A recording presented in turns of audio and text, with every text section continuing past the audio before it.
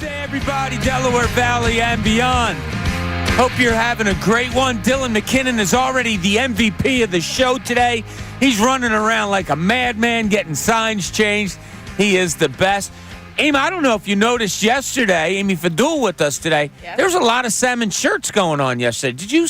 Oh, you weren't here. No, what am I talking about? You were in Camden. So yesterday, Kincade, I think it was Brandon, both had salmon T-shirts, like the exact same color. An engineer walks in because, like I said, a problem with something. Boom. Salmon T-shirt. 3 people had the exact underrated color. Salmon T-shirt. Dylan walks in today. Salmon T-shirt. You want to get in on so we played the who wore it best. Dylan won. Yeah. Yeah, by far, Dylan, hands down winner. Ray Dunn, how are we today? I'm doing wonderful. How are you? Yes, doing well. Thank you. Always glad to have you on the program. Yeah. So, always good to see Ray. Ray and I, so we have a project here at the station. I didn't include you in on it because I don't want you to do extra work. It's work. It's real work. So I do real work. I know. So that's a heck of a way to phrase that to her. Right. Real work. Yeah. So stop. You know what I mean. Real work. Well, I didn't know. So we got an email a while ago that they want a little bit of an outline on what our plan is for Eagles coverage when season comes rolling around during the weeks of Eagles games. So Ray's like, hey, let's go out and get a sandwich or something after the show and we'll do it. And I'm like, I got stuff to do. Like, it's hard. I said, why don't you just come over to my house? He's like, all right. And Ray, like, easy as can be. All right, okay, I'll come over. So he came over yesterday. We worked outside for about an hour and a half, got some things done and all that, and then got a pizza, hung out, had a beer too, and then Ray just hung out for the rest of the night. That's nice. It got to the point where I was like, all right, is this guy going to leave or what? No. But I'm teasing. Yeah, no, I actually set up camp there. Yeah. But so we're going to make it a weekly thing. Ray's coming over for dinner every week, we decided, because my wife is in love with Ray because he's such a good man. But, yeah, good times yesterday and really good stuff, Aim. Can't wait to get together with you about different things we're going to do during this Eagles season. Lots and lots of fun. But we got to get into what's going on right now. And how do you do that? Well, you grab your paper and you look at this. Now, the front page. The stories everyone's talking about. 97.5, The Fanatic. Capital letters, Aim. First words in my notes, capital letters. Exactly. All capitals. What we wanted in a 10-1 thumping of the Dodgers last night. I can't tell you the joy I had, and I was going to call you when the lineup came out yesterday afternoon. You're the first person I thought of. It was like 3 o'clock, 2:55 or whenever it came out. I was like, oh, I bet he saw it, though. And it was exactly what we wanted, the exact lineup that we want. Did you ever see the movie The Longest Yard? Yes. There's an old one with Burt Reynolds, and then there was a more recent one with Adam Sandler. Well, there's a scene in the movie when they're playing the guards. And the guard that they hated was playing linebacker, and they said, let him come through the middle. And Burt Reynolds in the old movie, Adam Sandler in the newer one, just rears back and fires a bullet right into the guy's area. Yes. And the guy goes down, and they finally go back to the huddle, and they say, all right, what's the play now? And he goes, hey, worked once, let's do it again. That's what I want Rob Thompson to do. It worked once. You have another right-handed pitcher going tonight. Don't screw with it. Do it again. Now, Johan Rojas got hit with a pitch. Maybe they, sit him and go with Pache tonight. I hope not. Don't want it. Run it back, Rob. I want you to be run it back, Rob, for this whole series. Great win last night. Love the lineup. Schwarber and Harper are back. That's great. You get 3 runs in the second early on, 6 in the fourth. Pounded out 12 hits last night, did the Phillies. Trey Turner, of course, 3 for 4 RBI, a grand slam. This guy's unbelievable. I know. Unbelievable. This month, Aim, 12 for 29. 8 runs scored, 5 home runs, 13 RBI, all in 7 games. It's incredible. Talk about when he came back. Like, he just came back and was just like, yep. Here I am. I'm back. Rehab? No, I don't need any of that. Here I go. He's had 3 games of 4 RBI in like the last 10. That's incredible. So he is just on fire. Marshawn Rojas, your 7, 8, and 9 hitters. How about they went 7 for 9 with 7 runs scored, 3 RBIs, and 2 stolen bases? Love it. Marsh. Love it, right? Keep him in the lineup, please. Bryson Stott, he gets you a monster solo shot. Goes 1 for 4. Good to see from him. Schwarber, in the return, he goes 1 for 4, 2 RBIs. I don't know what the hell he was thinking. He gets a base hit in the gap, and he tries to go for 2. And, he gets cut. Like, the throw comes in midway, like, to second base. He's like, yeah, you got me. Yeah. I'm out. I don't know why I'm here. Now, there was a little thing on that play. A tiny, tiny little thing that, if I was the manager, it's a teaching point. There's 2 outs. He gets the hit. I forget who the first runner was to score, and then Rojas comes in behind. They tag out Schwarber. Yes. Rojas kind of jogged the last quarter of the way to home distance, plate. Yeah. Had Schwarber were you still over at my house when that happened? I was. Yeah, and I was like, not that I'm pulling him by the ear like you did, like what happened to us when we were little. Yeah, little like, hey. I would have been, you stay right there, don't move, and I would have come out of the dugout and be like, you run. You're barely here. You run. Don't say Opposite for me. Hey, Schwarber, you're off an injury. Don't be an idiot. Yeah, well, he got that from his teammates. Did you notice? Yeah, they were just like, what are you doing, dude? But it was funny. They weren't really laughing. Like, a couple of them had their arms up, and they looked like they were serious. Like, yo, dude. What are you doing? And I could see that. Like, you don't want them to stretch something out. Like, I could absolutely see that. So, just a couple maybe learning lessons there.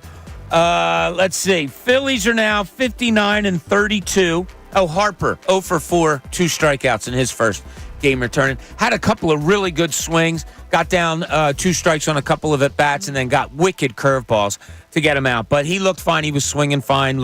Everything looked good with him. The Phillies are now 59-32. They are 34-14 at CBP. Their home field advantage is incredible. Isn't it cool? It's incredible. How loud was that place? You could hear it when Trey Turner hit that grand slam. And I looked around, and it was hot as Hades out last night. I know it's the Dodgers, but that place was packed. They went bananas. It was October. It was packed early, too. Yeah. I mean, they showed before the first pitch was shown. Usually in games like this, there'll be a sellout eventually, but you'll usually see some empty. No, everybody was sitting and ready to go for that one. The Atlanta Braves last night, they won against Arizona, so the lead stays at 7.5 for the Phillies. The only little bit of nervousness about last night, Zach Wheeler gets some back tightness after the 5th inning. Rob Thompson explained it, said, with the long 6-run 4th inning that the Phillies had, and he sat a long time. Changed some pitchers. Right, change of pitcher, so he went back out there, got a little stiffness. Expects him to start, or I think it was Wheeler that said he expects to start on Sunday. Yeah. So Topper said it too. Yeah, okay. So Sunday he'll probably go, which means he ain't pitching in no All-Star game. No, that little note will accompany him. Here's my note. Yeah, he gets to go and give one of these. A little tip of the cap to the fans there in Texas. Tonight, 7 o'clock. 7 o'clock start tonight. A little bit later because it's an ESPN game. Christopher Sanchez goes 6-4, 2.96 ERA against Gavin Stone, who's been really, really good for the Dodgers at 9-2 with a 3.03 ERA. But listen to this. Stone in his last outing, 3 innings pitched, 7 hits, 4 earned runs, 3 walks, a 12-4 loss. Of course, Sanchez in his last outing went 4 innings pitched, 7 hits, 7 earned runs, 3 walks, in a 10-2 loss. So both coming off really bad outings. We'll see how that plays out tonight. This is where home field advantage is so cool. I expect Christopher Sanchez to come out tonight and have a really good game in front of the home crowd. Weather should be okay. I know they're talking maybe some storms rolling in and stuff like that. It's going to be really hot, but the last I looked right before we went on air, I think they're going to be rain-free tonight. As far as the Sixers go, great day yesterday. And, Amy, you did such a wonderful job being down there at the practice facility. It was great to talk to the guys we got to talk to. You even got to do a little zooming in with Kelly Oubre. Funny situation here. Don't know what happened. I don't think it's anything major. He was supposed to be there. They got him in the car on a Zoom. The Sixers were caught off guard. Oubre Yeah, it sounds like, if we're going to be honest, and I don't have any insight to this, he might have forgot that he had media availability and might have been in a car leaving, and they got in touch with him. He's like, oops, I'm at the point of no return, so he did a Zoom. No big deal. We hope within the next couple of weeks, I would expect that they're probably going to bring before us Paul George and Tyrese Maxey. Yeah, we'll wait until people come back from Vegas. Right, exactly. So we will be on top of that. Eagles, I believe they report on the 23rd. Correct. And then they take the field on the 24th. So we're 2 weeks away. 2 weeks away. 2 weeks away from action. All of the greatness that is training camp for the Philadelphia Eagles. So there's your front page for today. Glad you could read it. Everything going good. But, Aim, I can't say it enough. That was exactly what I wanted from that game last night. You know, you get a start where Wheeler comes out strong right off the bat, gets a couple strikeouts. Might have struck out Ohtani on 3 pitches. First batter of the game. Right. And so, you know, we're all sitting at my house and Ray's over and we're watching the game and stuff. And I'm like, all right, this is cool. This is what we want. Now, later on, I had to take my daughter somewhere, so I knew I was going to miss some of the game live. But, you know, they were up 8-0 before I had to leave. So, or I guess it was 9-0. So I was just like, yeah, this is good. Perfect. They get up 9-0. I was able to zoom out of the house. But I don't know. There's a comfort to this team that just seems to come about way more so than any discomfort. And I think having, you know, we talked about it yesterday, having Kyle Schwarber and Bryce Harper back, just their presence alone, I think gives everyone a sense of ease. The more normal lineup gives you a little bit more of like, all right, now we're kind of back into our rhythm. You wondered how they would show up, you know, Schwarber and Harper, period, but also like how it would affect everybody else. And you know, three innings in, you're like, yep, everything's back to normal. This is all good. I have to say that I was surprised. I was at a summer league basketball game in this place that had no AC, and it was sun. So I'm watching on my phone. And I'm looking up, and the team is doing this thing, and I look up, and I literally look at one of the other dads around me, and I'm like, he goes, we just saw Trey Turner hit the grand slam, and we're all like, oh, yeah, good Way job, to go, everybody. Yeah, good job. Yeah, box out. Okay, whatever. You see that? You guys No, see Amy's that? going, shoot! Shoot! At one point, Shawnee came over and was like, you know, you're not coaching. And I was like, yeah, but when you do the inbounds, you go right under the basket. You could, never mind. But yeah, Have you ever heard of Nico Batum? It's a beautiful inbounds pass. So it was interesting. You know, we're sitting there watching it on our phones and glancing down while we're watching the game. And then it was just this, there was whatever, like 10 parents are sitting over there. And there's like 3 of us that were locked in. And we all just kind of made eye contact. Like, if you told me that they were going to be up at 9-0 on the Dodgers, I would have said, like, there's no way. What happened to the Dodgers? I loved it. I absolutely loved it. You get those guys. And there was a really good interview. I think it may, because I was driving home from where I had to take my daughter from, and it was after the game, and they were interviewing Marsh. Yes. And so the direct question was just what you just answered. The direct question to him was, how much does it affect the team when you get a Schwarber and a Harper back? And he said exactly what you just said. You know, it's great and all that. But then he changed his answer. He goes, plus, it ain't easy on the other team. When you get those 2 bats back in there, that changes their whole philosophy. Yeah. And it was really cool. He dove into it a little bit deeper, but it was really good insight by him. Like, no, you're coming in here and you're facing almost the real Phillies team. Mm-hmm. And guess what? And this is him talking. We're really good. And you get Schwarber and Harper. Think about that. You're 1 through 8. Like, you're looking where even if you think there's an out, there's a guy on either side of that person that's not going to be an automatic out. Exactly. And if Marsh starts swinging the bat well against righties, look, I know I can get a bopping right-handed bat out in left field. Okay. But, man, I really would like to take a longer look at this kid and let him go against left-handers a little bit more.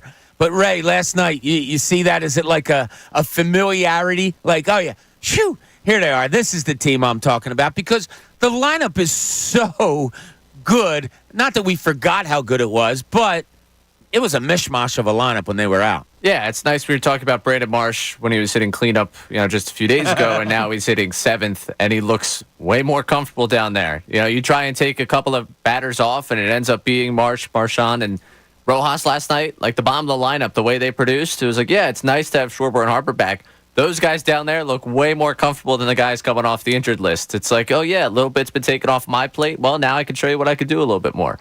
I wanted to ask you guys, too. So Stott gets his home run last night. And to be honest, because I was running around, I didn't get to dissect his other 3 at-bats.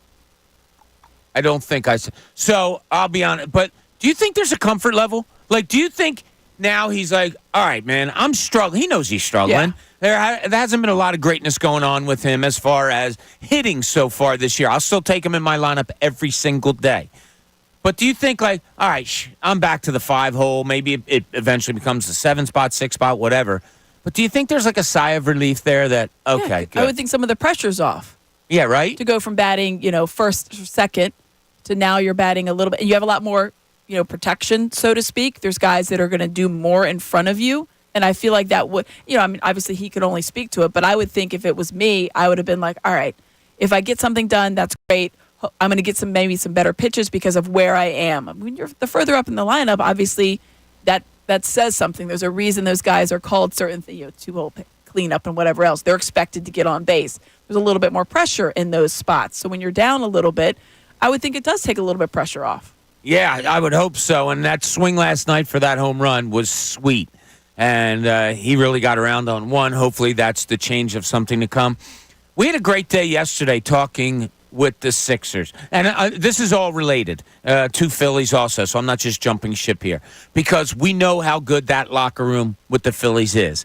And we've heard them talk about it, what it means to the city, everything. It's Marshawn last night is doing the interview after the game, and the daycare comes out, and they really take care of him. The guy didn't miss stride. Like, didn't stop talking. He didn't even stop. No. And paused. And you can tell that English is way his second language. And I was expecting he did crush it. And I was expecting him to be. He wasn't even deterred a little bit. Impressive. So it was impressive. So we know what the Phillies are. We had the Sixers guys come on yesterday and nonstop talk about, yeah, man, this is where I wanted to be. And it was really refreshing. And we're not going to overanalyze, but we were just talking to the guys. And they were just talking to us honestly. And when it's one-on-one, you get a lot more honesty than you do in front of a group. And I thought it was really cool to hear. And then yesterday, I think it was yesterday. I might be behind on this because I told you during the weekend I kind of just didn't go on social media at all. But did you see the Twitter thing with the GM of the Giants and Saquon Barkley? Yeah.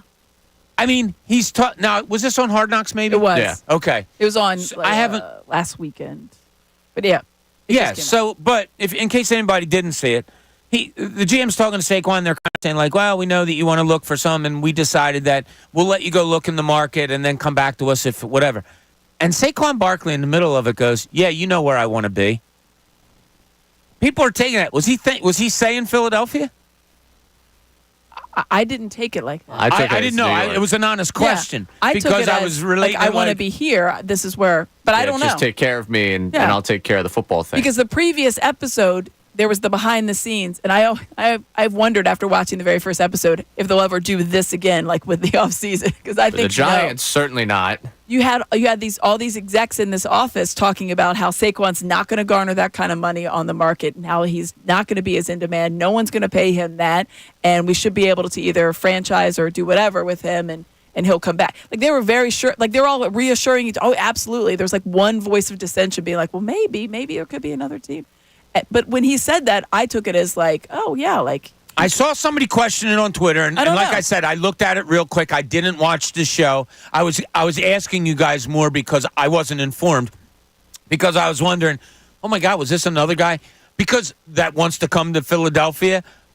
The only reason I asked that after I watched the video, because he said, well, you know where I want to go, and then immediately the GM said, well, okay, go ahead and test the market, and we'll be here. Like, if you don't find what you want, maybe we can work something out. If you'd seen the only reason I think that's because if you'd seen the previous episode where they were very convinced that he would be able to stay here in New York for a lesser, because they didn't think he was going to be in demand out there and garner the kind of money that he was looking for.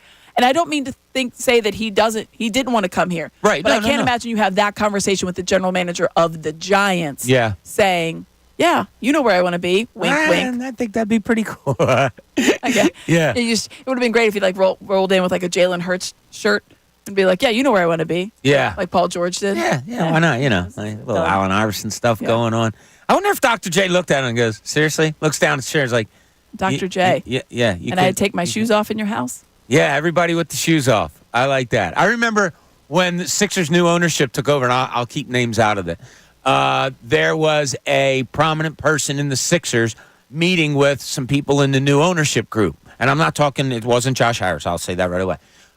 So this guy in the Sixers is meeting with somebody that is coming in with Josh Harris and all those guys. And they met and they sat down and he told me, he said, I just thought it hysterical. This guy's coming in, big wig guy, all that. He said he put his feet up like, on a ottoman or whatever. He had a hole in the bottom of his shoe. Like just of his shoe? Of his shoe. Oh. Yeah, hole in the bottom of his shoe. Fashion, Bob. It's called fashion. And I was like, oh, well, when I tell Amy who it was, and that you guys will say, oh, yeah, of course it was. But, yeah, there's some different things that go on at certain times. All right, I got a question for everybody. You too also. It's going to be a fun part of the show today. We're also going to talk a little bit of Eagles. We got Sixers stuff coming up because, look, the work isn't done. Nope. As much fun as yesterday was, and that was great and all, the work's not done. There were some things in Summer League I want to talk about last night because I watched a little bit of that also. So we'll get into all that. But the first question and a fun thing I want to put out there is this. When it comes to sports, I could do without this. I want you to finish that sentence. We're going to talk a lot about Sixers, Phillies, of course, today. But keep that in the back of your mind as we're talking about all these different things. When it comes to sports, I could do without this. I'll tell you one thing that came into play, and that's why this question arose on our show sheet today, and we'll carry that on throughout the day. Amy Fadul's with us today. This is Middays, Bob Cooney, 97.5.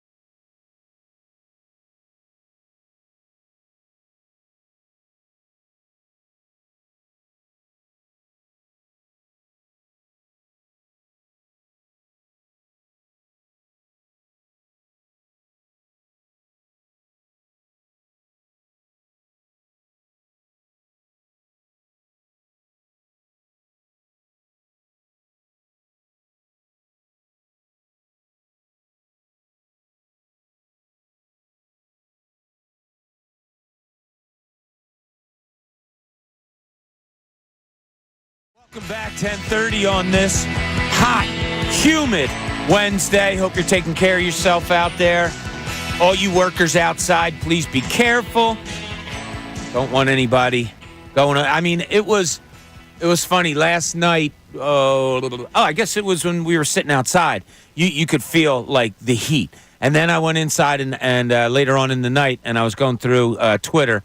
And it was showing the USA players coming out of their workouts in Las Vegas. And it was a thing of, like, the players were waving to the fans in 112-degree heat. I've been in Vegas at this time of the year to cover the Summer League. It is the likes of what, and maybe you've been there, too, during the summer. That is stuff. It's hot. You think it's hot here now, and it is. And you walk outside and you feel it. In Vegas, not that you taste it, but it literally takes your breath away. Yeah, it's because they always say, it's a dry heat. It is a dry heat. It's like when you open the oven and you breathe that in. That's what I called it. It's like a pizza oven. It's like walking into a pizza oven when you're in Las Vegas. Because it's such dry air out there. Here we have the humidity, which makes the air very moist, and that's why you feel like you're wearing the heat out here. It feels like it's sweat. It's like settling on you. There, it's like breathing in a hot oven air. Yeah. It's very hot. And the worst thing is, and this happened to me. So my first Summer League covering out there, say I got that out there on like a Sunday or something, put my stuff in the hotel, and I went for, I used to call it a jog. I would jog part of it. I would walk part of it, a jog. So I go out, and I felt really good. And I just kept going down the strip and kept going. And then I, turned around and came back. And I kind of had a time that I wanted to do, like, an hour and a half, turned into like 2:15 because I just felt so good, and I screwed up. I totally dehydrated myself, but you couldn't tell because I wasn't sweating. Because your sweat dries that quickly. Because it's so hot. And it got so bad, I went back to my hotel. I'll never forget, there was a big soccer game on, and I went to turn on the soccer game, and I could feel my legs and all that, and it got bad, like really bad. And I'm down in Gatorades and water. I called the Sixers trainer. And I was like, KJ, I'm messed up here. And he's like, yeah, you are. And because I described, he goes, I'll meet you. I need to give you some supplements to put inside of your Gatorade for the rest of the week. That's how bad it can be out there. So everybody out there, that was an extreme thing. Be careful because we don't want anybody getting anything, going wrong here. So, Aim, the question I put out there for fun today before we start diving into Phillies and different things like that, the Sixers, obviously, I put out there this. When it comes to sports, I could do without this. Here was mine, and it came about last night as I'm watching Sixers Summer League. In the Summer Leagues, through the years, it was different. Now, let's go back, say, 10 years, and say I'm at a Summer League, and you're watching, and there's like 9 coaches on the bench for a Summer League. Yeah. And everybody has on the same color shorts, the same color shirt, and it changes every game. Like Sixers would wear red shirts one day and white shirts one day and blue shorts, red shorts, and all of that. And it was fun because back then, coaches were wearing suits and ties and stuff during games. Yeah, because it was lax out there. I can do without that for the rest of my life. If there's one thing in sports I can do without, it's that a coach has to wear a tie or a jacket or look dressed up on the sidelines. Give me the sweatsuit. Give me the, whatever for the women, whatever those type of pants that they wear, those tight things. What are they called? Joggers or whatever? Leggings. Yeah, I don't know. Whatever. They can wear them like the coach of Caitlin Clark's team. She has a constant thing where it's leggings and a 3/4 zip or a quarter zip, whatever. I'm cool with that. That's cool. I don't need shirts and ties anymore for male coaches or dresses, high heels or whatever for women coaches. Nah, you're out there doing an athletic event. What if they want to wear it? I'm just saying they don't have to in my book. Okay. If they want to, that's fine. But, yeah, I can do without them having to get coaches and assistant coaches having to get dressed up anymore. Huh. Like a little thing, a fun thing. I just thought of it last night. Like, yeah, cool. If you coach in Miami and you want to wear shorts on the sideline, Eric Spoelstra, have at it. That looks weird. I don't care. They're coaches. We subscribe to the baseball rule to every sport. Everyone has to show up in full uniform. Full uniform. I want Nick Sirianni in pads coaching the Eagles. Like, that is weird, isn't it? Why does a manager in baseball have to be in full uniform? I don't care. I want it everywhere. Who was it? It was we just brought his name up the other day. My mom was friends with his daughter, Connie Mack. Oh. Now Connie Mack he coached in a full suit and like a fedora. Well, that was like a really long time ago. A really long time ago, yeah. But no, I'm cool. I'm cool with the sweats on the sidelines. I don't mind it.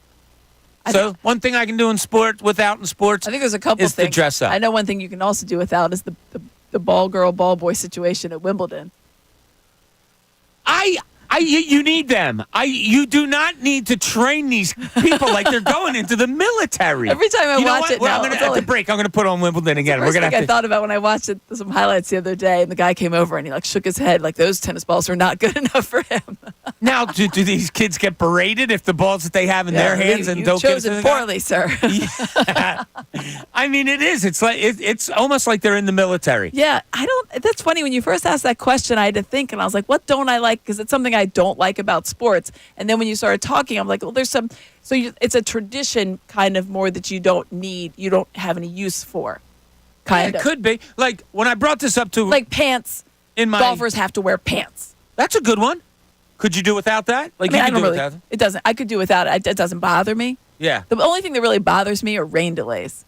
That's the only thing that I'm just like, in sports in general. Just in general. I can't think of anything I don't like about sports. Well, here's another one. Because I said to somebody last night, I said, yeah, this is one of the things I'm going to bring up as just a fun question tomorrow. And they said, I can do without, I can do without the long delays from replay. Oh, well, yeah. That goes up. Yeah, I could do. Because the best is you've got every single angle. You're calling somebody else to look at it. They've already been looking at it. You've seen those replay rooms. They've been looking at it for 5 minutes.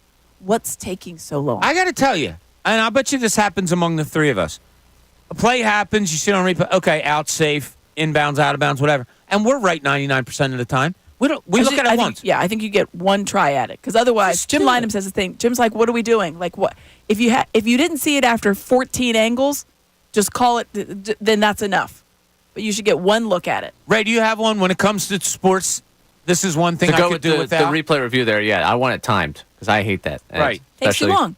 Collegiate sports, they kill me with that. But anyways, I would go without the 6:40 first pitch at baseball.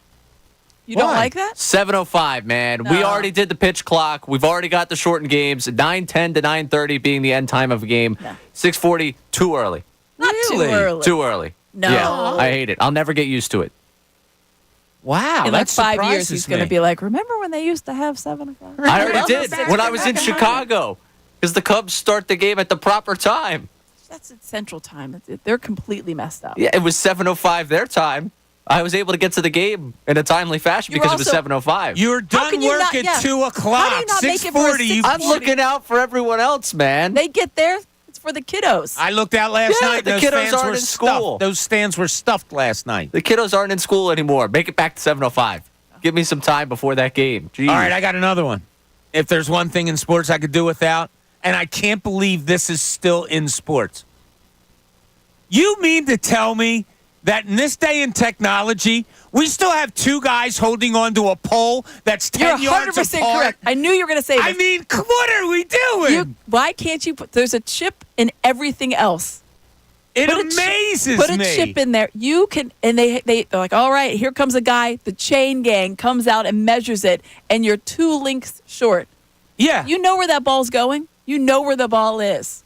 And there's still a human that has to go and spot it, and then 2 more humans will be like, hold up, let's just make sure. Wait, let me get the credit card out to see if it hits the ball. Remember, what are we doing? Steratore out there with his index card and be like, yeah, I think there's something here. What's happening right now? That drives me crazy. I watch like the tennis replays or VAR in soccer, and I'm like, they have this technology, and we're still like, I don't know, let's pull the chains out. It's like we've all been to high school or maybe little kids football games. They're like, excuse me, the guy comes over the announcement. Excuse me, can we please get 2 parents to come down and grab the chains, please?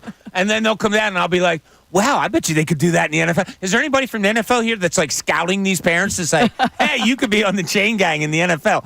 What the hell is going on with that? That's actually a really good one. It just doesn't make any sense. It still drives me nuts when they go, we're not sure. Let's call out the chain guys. And they want to see if the ball crossed the plane. They'll put a chip in that ball. You'll know what it is. It's unbelievable. The rules analyst, too. I could do without.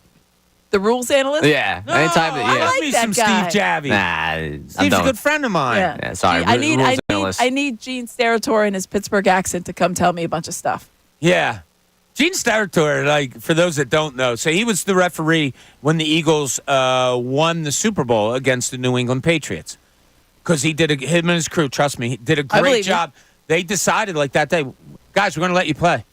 Like, we'll make the calls we have to make, but we're going to let you play. They let them play. I think there were 6 total penalties called that game or something. That's and an old school guy. It was a great game. Gene Steratore was a big-time college basketball referee, too. I didn't know that. Yeah. So I was covering a Villanova game one time, and I think it was in the middle of football season, and it was, like a Thursday night game or a Wednesday night game, whatever it was. And, I'm on press row, and he's over there, and I'm like, you got a game this weekend? And he looks and he smiles, and we had interacted before. And he's like, matter of fact, I do. I'm up in New England. I'm like, that's amazing. He Crazy. goes, yeah, it's a good life. The Steratore family is a family of referees refs, and stuff like that, much like the Crawford family with Joey Crawford and stuff like that. But, yeah, Gene Steratore in the middle of football season, there he is doing college basketball games also, and he's a really good college referee. He's always a good ref. Also. So it was funny. I don't usually do the, what the other shows said because I love listening to their shows. And I do, not that, we get conversations going. That's what we are. We're just conversationalists. And, we try to come up, we all do, with our own topics. Sometimes we'll say something that will tweak the ears of others, other shows, whatever. I don't usually bring it up because those guys do such a great job that, we let it stand on what it is. And there's 3 of us here, and we have enough thoughts on our own. But Tyrone came up with something that did kind of tweak my ears the other day, and I wanted to talk to you guys about it. And he was on talking about, and I don't want to misquote what the topic was, but he was talking about Bryson Stott not having a good year. And he's not really hearing it from the fans. And I think he was equating it to, like, how good Phillies fans are. And Tyrone, I am not trying to misspeak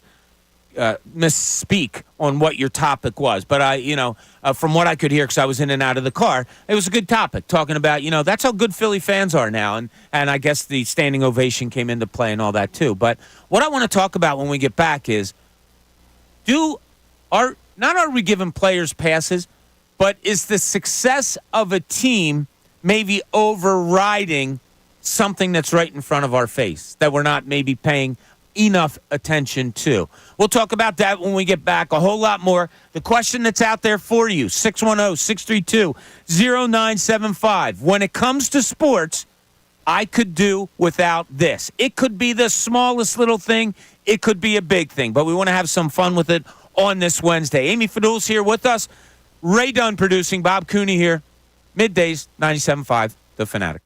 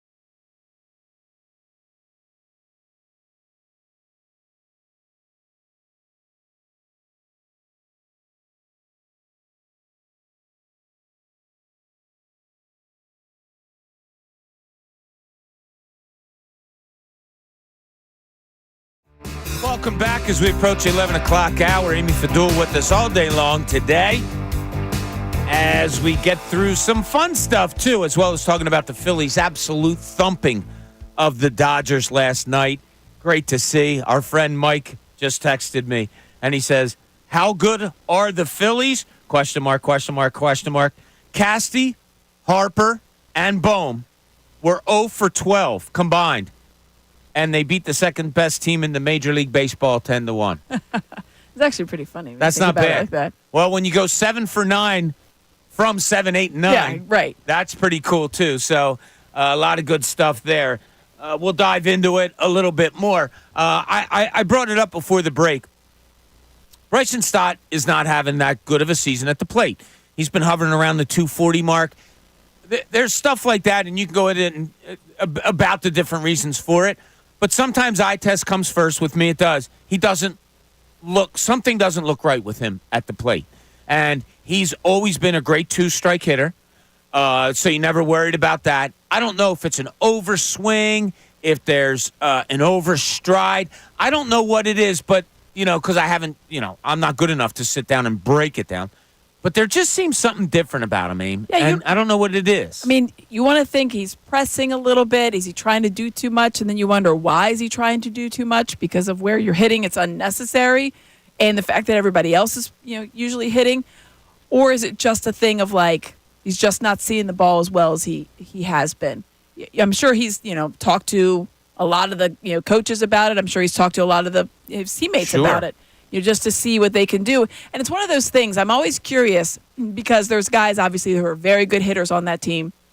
Do they take it upon them, what is that relationship like? Do they go up to him because they know he's struggling? Or is it one of those things I'll wait for him to come to me, and then we could chit-chat about whatever it is? Because you don't want he knows he's struggling.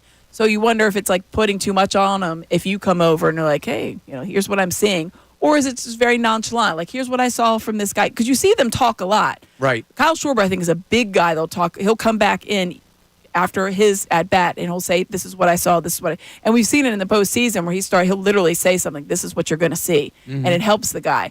So I'm sure those conversations have been had. I think he's just not seeing the ball as well. I don't think I first thought I was maybe he's just pressing. He's just too much in his head, which he probably is. But I think that he's just not seeing it as well as he has been. And in previous. Yeah.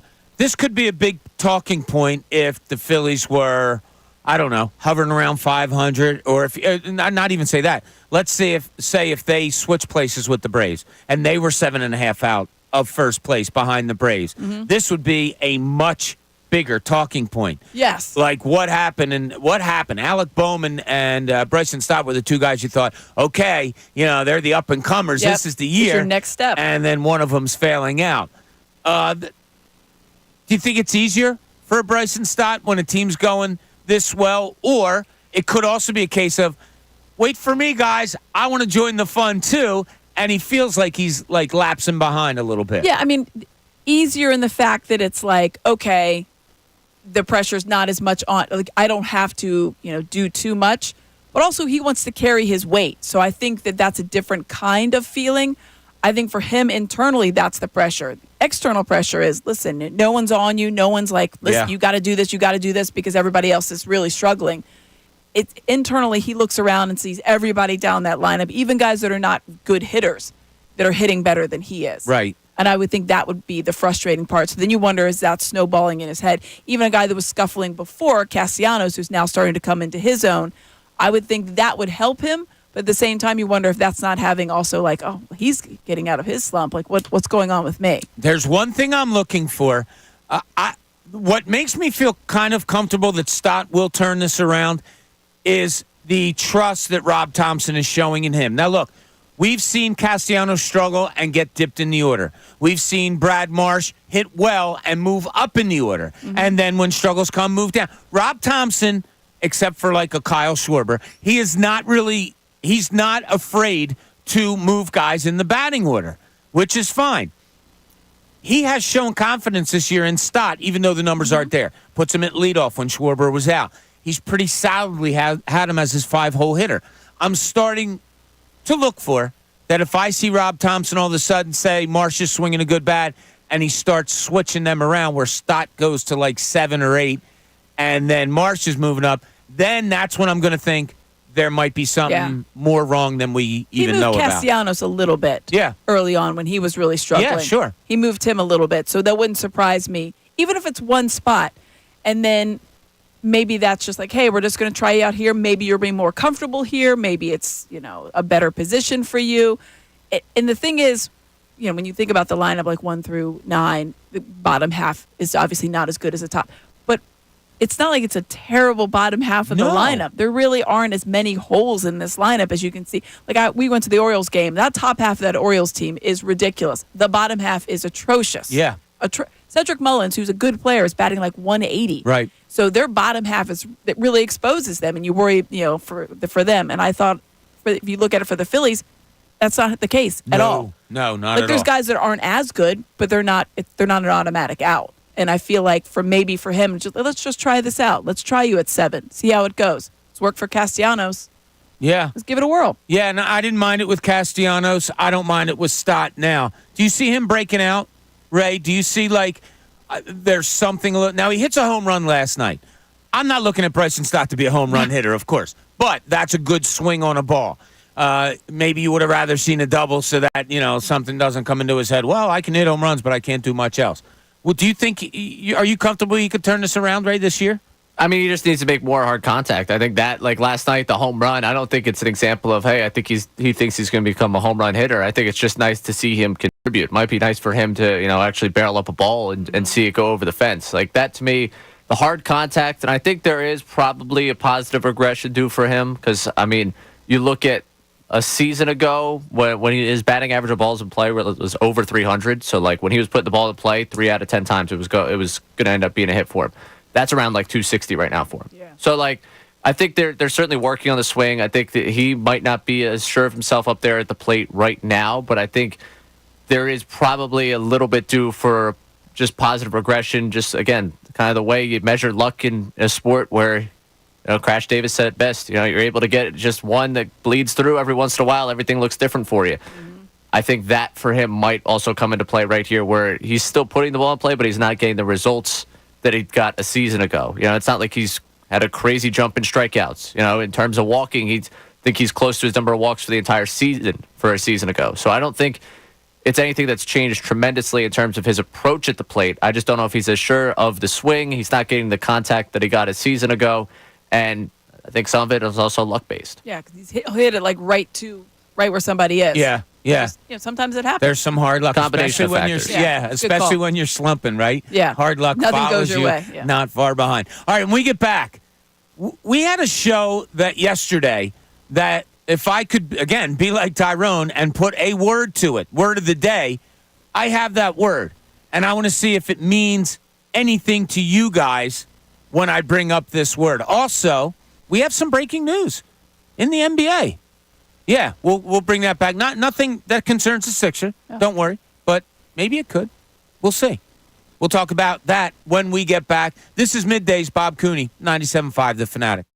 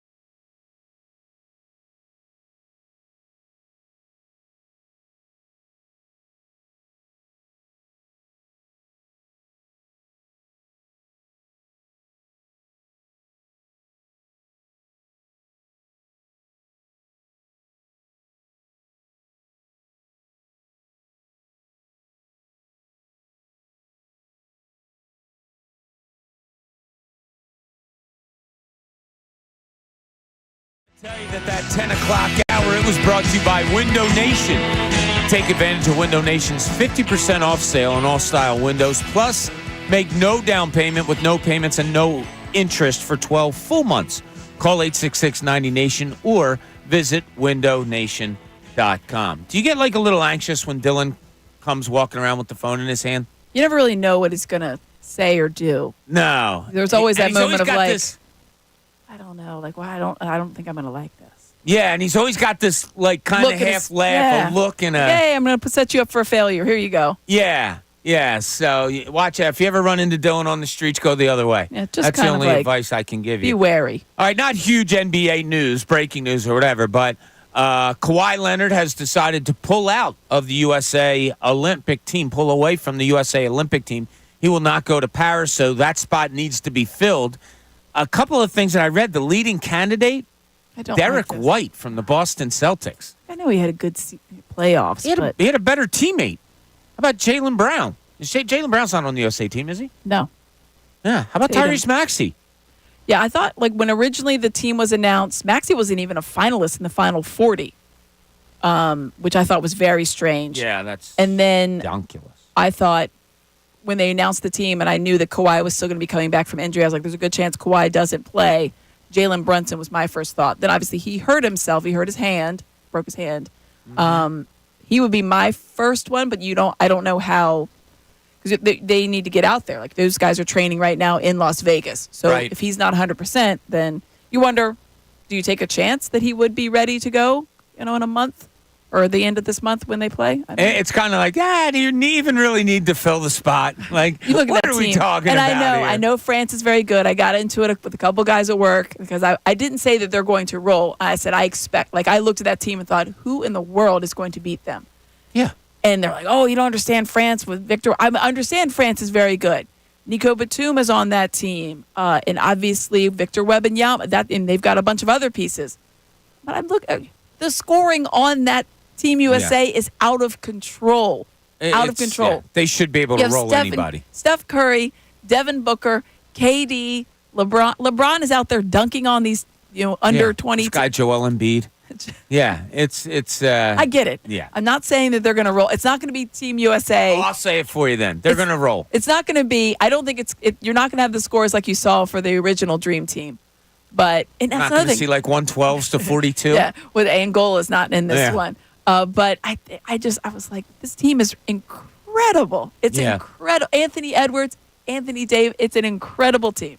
Incredible. Yeah. Oh, and that guy Bam Adebayo that Ray is such a big fan of. Well, it's weird he's on Team USA. He's getting dragged. Just to a the guy. Olympics. Yeah. Dragged through the playoffs. Wow, I wouldn't stand for that, Ray. You going to let her talk to you like that? It's fine. Every once in a while, she could say it. I just can't pit you, You two can't against win. each other now. No. You're going to have to work a little bit harder than that. Yeah, that's Bam true. Adebayo doesn't quite get No, the juices it flowing doesn't. for me. No, I hear you on that. Chris in Nazareth, he thinks he's got a fix for Bryson Stott. Chris, you're on 97.5 The Fanatic. Hey, good morning. Good morning. Hey, as far as Bryson Stott goes, let's just say last year he hit 275 against lefties. Okay? Now, baseball is the toughest to play. You got a lot of ups, you got a lot of downs, He needs to be allowed to play every day and play through the downs, but when he has a two-hit game, he can't be sit. He can't be sat. A guy like him is any guy. Hey, I had a two-hit game. I'm going to come back tomorrow night. I want to do it again. And you walk in the dugout and you look up and you see you're sitting. And you got Sosa out there or Merrifield out there. I just don't feel it's right. Are they trying to justify Merrifield's $8 million salary by sticking him in there? Chris, your phone's breaking up on us a little bit, buddy. Thanks for the call. You're hitting a bad sell. Chris makes a good point. Could it be, and I've been the guy that says, it's just a little thing that bothers me a little bit. Yeah. Could it be that Stott is being affected by... Now, he hasn't been sat a whole lot. I would say it averages out to, would you guys agree, once a week maybe? They've played 1.5 times a week? They've played 91 games. He's played in 85 of them, Yeah, so started it's in less than 77 that. of them. He started 77, so there's times he's come in 14 and pinch games hit and stuff over like 4 months. Yeah, that's less than. Okay. Or, over 4 months, 3.5 months. 16. Okay. So it's Day a off little a less week. than once a week. Yeah. Like once every 10 days. Okay. So that shouldn't come into play, I don't think, I right? don't, I don't think they're forcing, to the caller's point, I don't think they're forcing him in there because of anything else. I think that there's some frustration, but also Rob Thompson's done this. Nick Castellanos didn't have a day off at all, and he was skidding more than anybody. Right. He was hovering right near the Mendoza line. Yeah. And he stuck with him. Yep. So and Stott is such a young player. Like I think you would worry that it would do more damage if you really took a hard look at benching him, so to speak. Yeah. No. I think he sits that him can't come right. into play. Yeah. So some of the thought is that I've 'Cause seen you want out that there defense too, right? Right, Abe? exactly. Like Edmundo Sosa, do you do something on that front? Does he help with that? But I think once every 9-10 days, that's probably about right. Okay. Yeah. Fair enough, though. Tom seemed to have the kind of same as me, just a It's little, not great. little teeny bit. All right. The fun question that we have out there today too is, and somebody just came up with an answer that was my top answer, but I didn't want to give it away on the YouTube page. When it comes to sports, I could do without this. And I've seen a lot of really good ones on our YouTube page, which I've copied down. You can call, let us know, 610-632-0975. But somebody got my number one. Oh, Thursday night football. you could do without Thursday? I couldn't disagree more. It is such bad football. It is not. You do not see good games. Well, These guys I are will give not you that. ready to play I don't know on that that's the Thursday case. after a Sunday. I feel like there's been we've had the last 2 seasons where it's been some really dog games. You're just like, I don't know what the pecking order is, but I feel like sometimes I'm like, oh, of course this is a Thursday night game because Sunday and Monday are the better ones. But I think Thursday night has had good games. I think that you could have good games. Yeah, it I just like seems this. to me more I just want times football than not. every it's day of the just- week in the fall. Look, we all do, but I also want good football. Give me and Maction I on just, Tuesdays. Yeah, no, stop it, Yes, Amy. Maction? No. That's a All different story. Maction's is a good thing. Yes, it good is. Thing. Thursday night football, bad thing. Maction, No, good thing. you guys are wrong. Thursday night football, bad thing.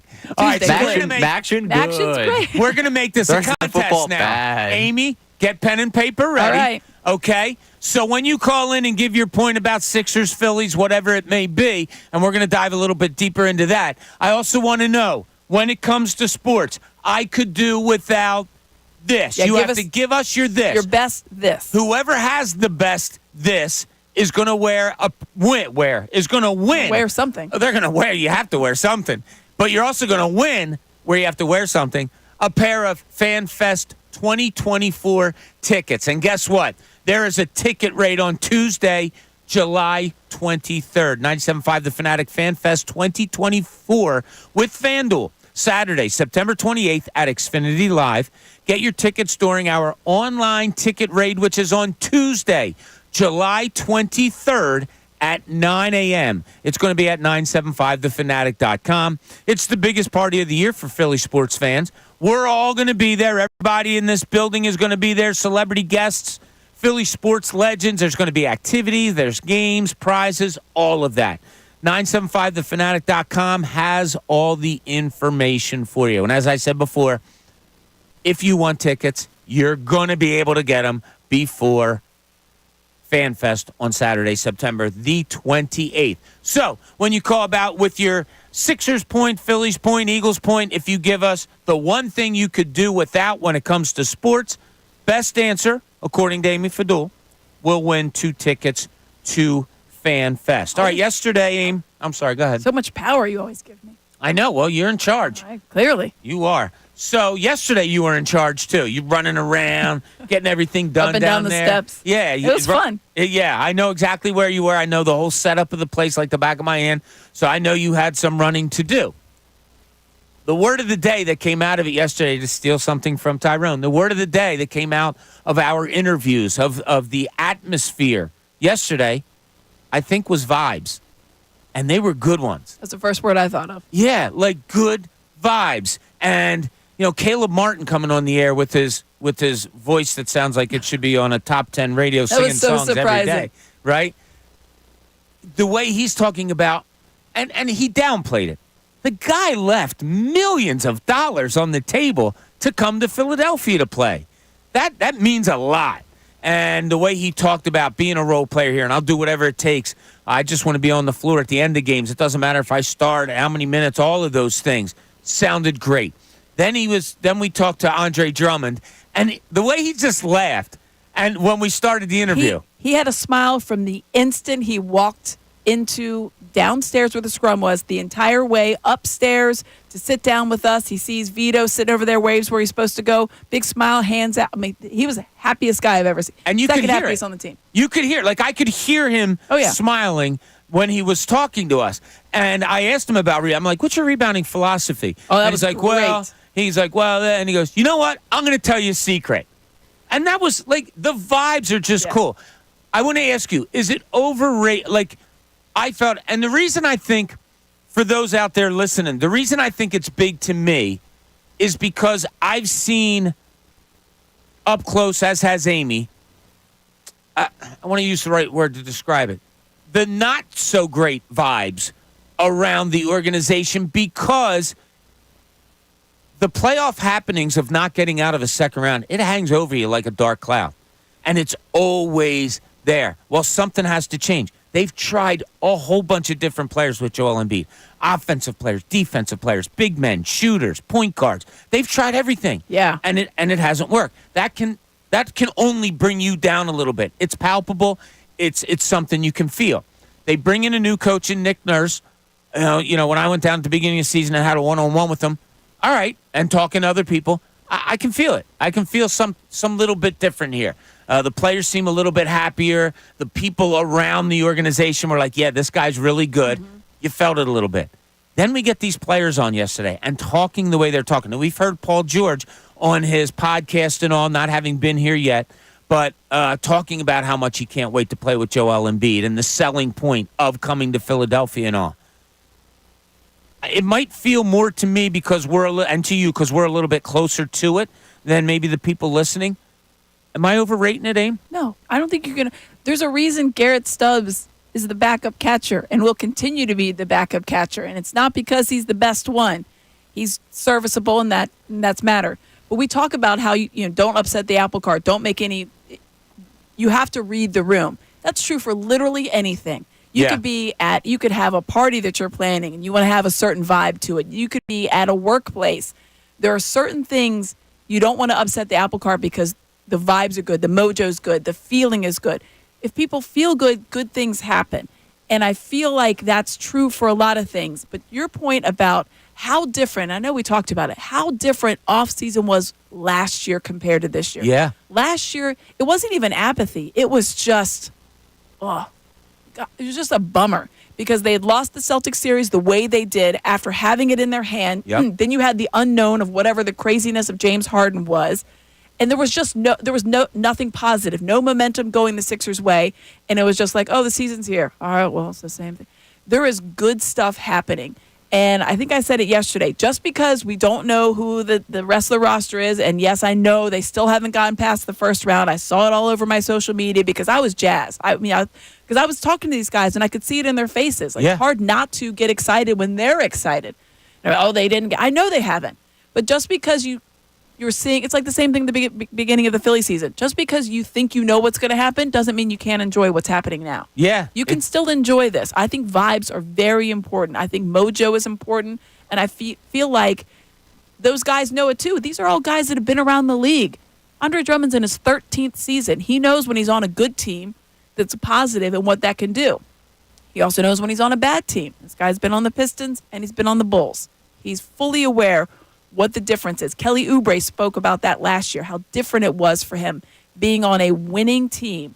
The desire, the feeling that you get of knowing the playoffs are happening and that you're in a good spot as opposed to being on the Hornets. Yeah, and it is something that this team needs. Now, you brought up the James Harden situation.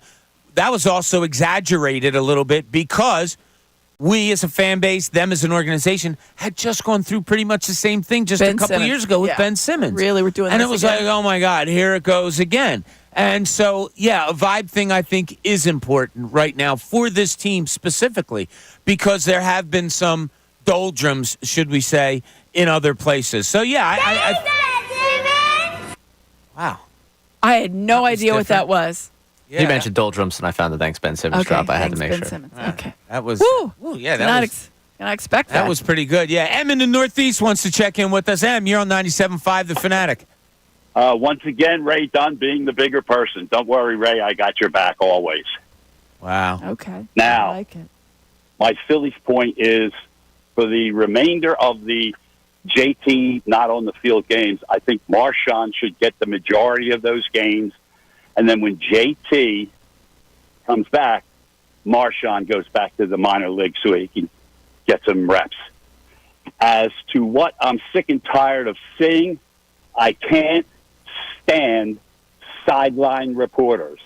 The worst is baseball because they talk over the action that's going on, sometimes missing singles or hits or whatever. I can't stand it. And another thing about the local broadcast is there are a number of times during a game when they miss the first pitch because they're coming back from a commercial.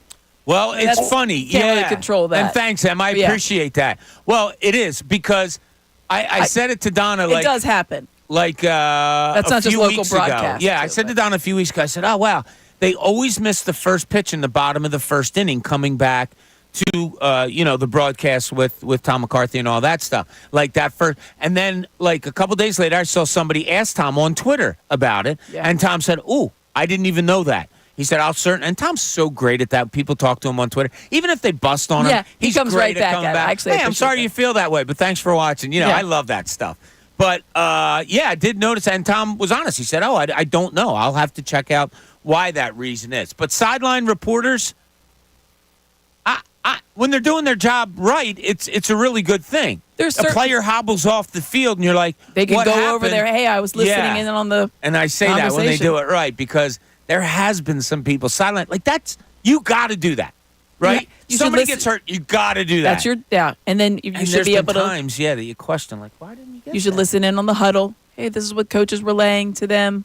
Yeah. I feel like that's like, they're talking about. You've done some sideline reporting, I'm sure. Yeah. So you talk about reading the room. I don't think you're going to win with that answer when you're talking to the judge who used to be a sideline reporter. Yeah, I mean, I did it on the side. Yeah, maybe Stymie's going to help us out a little bit better. Stymie, you're on 97.5 The Fanatic. What's up? What's up? Thanks for taking my call. First, I'll start with the Phillies. I think the Phillies are going to do fine. I think to me, they look like a World Series team. The only concern is Ranger Suarez has to get back on point. His last 4 starts, I think he has 2 no decisions and 2 losses. And I was telling people when he had first won 10 games, they was calling him the best pitcher in baseball. There's a difference between the best pitcher in baseball and who's having the best season at that point. He was having the best season at that point, but everybody forgets. There's another half of a season to go. The thing that I could do without in sports is the NFL Combine. It's nice Deion Sanders ran a 4.29 and ran out the building, but other than that, the Combine is very boring. All right, Stymie, I appreciate the call. Thanks so much. Anytime you're judging somebody in a season, it has to be, and the sentence has to be ended with, right now. Ranger Suarez is the best pitcher in baseball right now. When he was 10-0 with a, ridiculous like 1.25 ERA.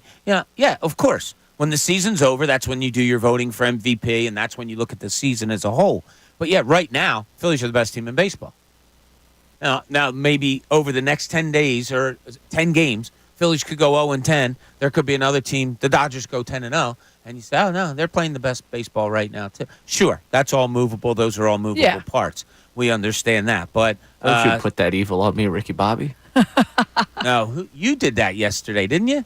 Yeah, I did. As I was leaving your house. Yeah. What did you say again? You're like, it's 8-0. Isn't this great? Oh yeah, because I'd leave. I was like, 9-0. Game's over. Yeah. 9-0. And Ray, as he's walking out my door, says, "Well, unless the Dodgers come back." Oh, and I swear to God, I get in the car and they hit a home run almost right away. You were like, "What's happening?" I was going to text you, but obviously I was driving, so I couldn't. But Gavin Biggio.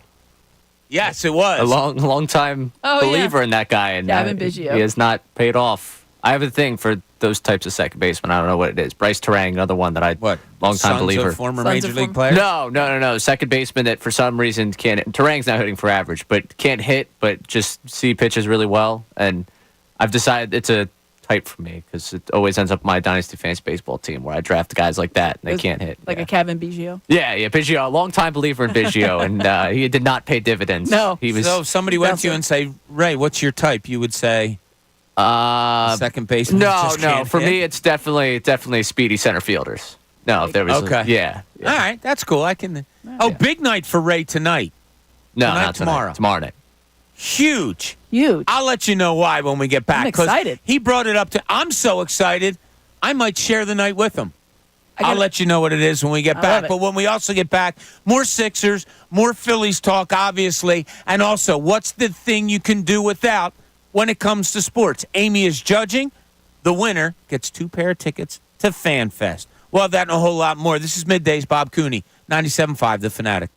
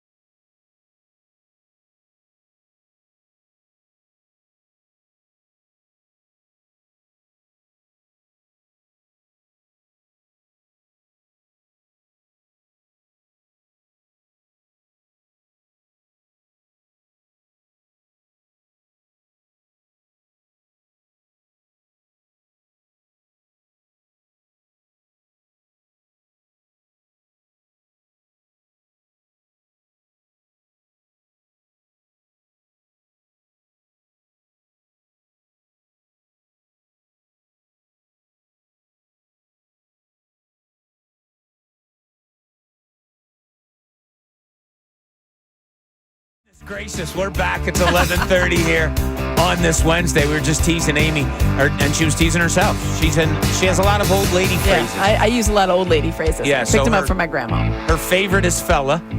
Like he's an interesting fella, and so she'll use that. Yesterday, she did pull out a goodness gracious in the middle of. I didn't bring it up yesterday because you weren't here, and it's hard to interrupt you when you're elsewhere. But yeah, we got a goodness gracious out of. Yeah. So we might have to keep numbers on your old lady phrases. There's going to be a couple. The good ones, yeah. So we're talking a lot of some Sixers today, a lot of Phillies, of course, with that huge win over the Dodgers last night. I did see somebody on our on our YouTube page saying something like, "Yeah, Bob, let's see him beat the Dodgers when Betts is back, and you're not having a pitcher coming off Tommy John surgery. You can't win blah, for blah, losing." Blah blah blah. Okay, and then I just so happened to look up the Dodgers record. They're playing 600 baseball. Like there's only like a handful of teams that do that. They're still one of the best teams in baseball. Sorry that you got hurt by the Phillies just trouncing a team. You know, the Phillies don't have their catcher and just got their two of their better players back. 4. Exactly. Zach Wheeler left the game. Yeah. Okay, so in Amy's old lady terms, stop your bitching. How about that? We'll That's an aggressive old lady. That's an aggressive old lady. I can see Amy being an aggressive old lady. A lot of years to come. Yeah, I could see you being an aggressive old lady. Yeah, I could see you being one of. Yeah, really? Yeah. No, I don't see it. I don't see that. I don't know. I think I could. You think I like fester? Yeah.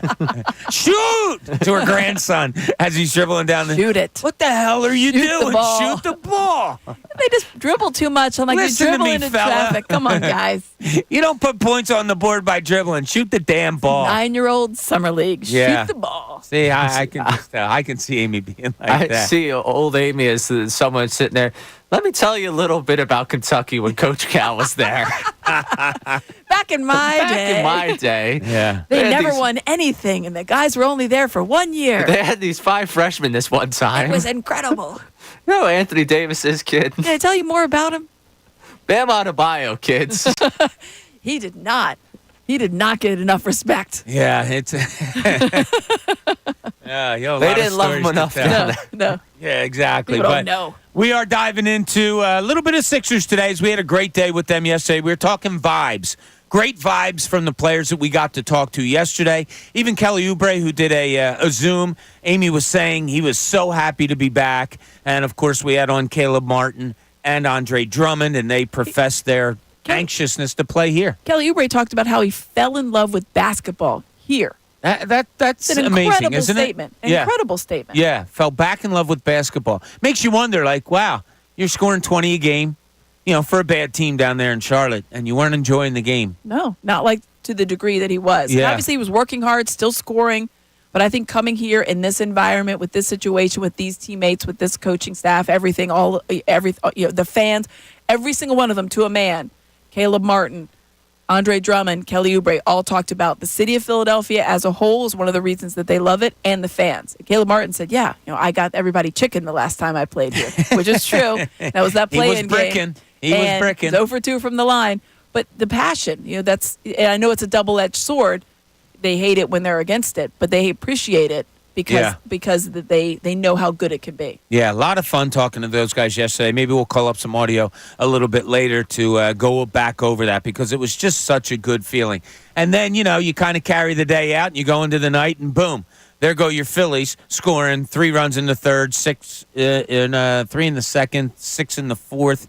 What's his name? Turner hits a grand slam. Schwarber comes back, gets a couple RBI, tries to stretch out that groin for some reason, and gets thrown out at second. But just good times here in Philadelphia. And I'm going to talk about that a little bit later because I think these are roaring times. We're going to talk about that. Matt Gelb is going to join us at 1 o'clock to talk some Philadelphia Phillies. So we got a whole lot going on. Also, our question of the day. If there's something you could do without in sports, what would it be? Amy is our judge again today. She is taking all the answers down. We have some YouTube answers also that we're going to relay to you later on because we'll give our callers a chance and our texters a chance to let us know what their thought was. Rel in Atlanta, you're on 97.5, the Fanatic. What's up, Rel? Doing, Bob? How you doing, buddy? Hey, Rel. what I wanted to get rid of from sports is, you know how the Knicks, or if the team wins the championship the prior season, they have that team start the season off. I need them to get rid of that. Get 2 new teams. I don't want to see, especially if it wasn't your team that won. I think that's what they should get rid of. Wait, Ralph, you're talking about the first Thursday night game in the NFL, you mean? Yes, sir. Oh, okay. I got you. So you want to see two good teams playing, though, right? Yes. Still 2 good teams, but I don't want to see the championship I don't want to see the team that just won the championship. We just seen y'all win the Super Bowl, win the finals. I needed 2 completely different teams. All right. I don't mind it because you're guaranteed, and thanks, Ralph, we appreciate it. You're guaranteed a good game.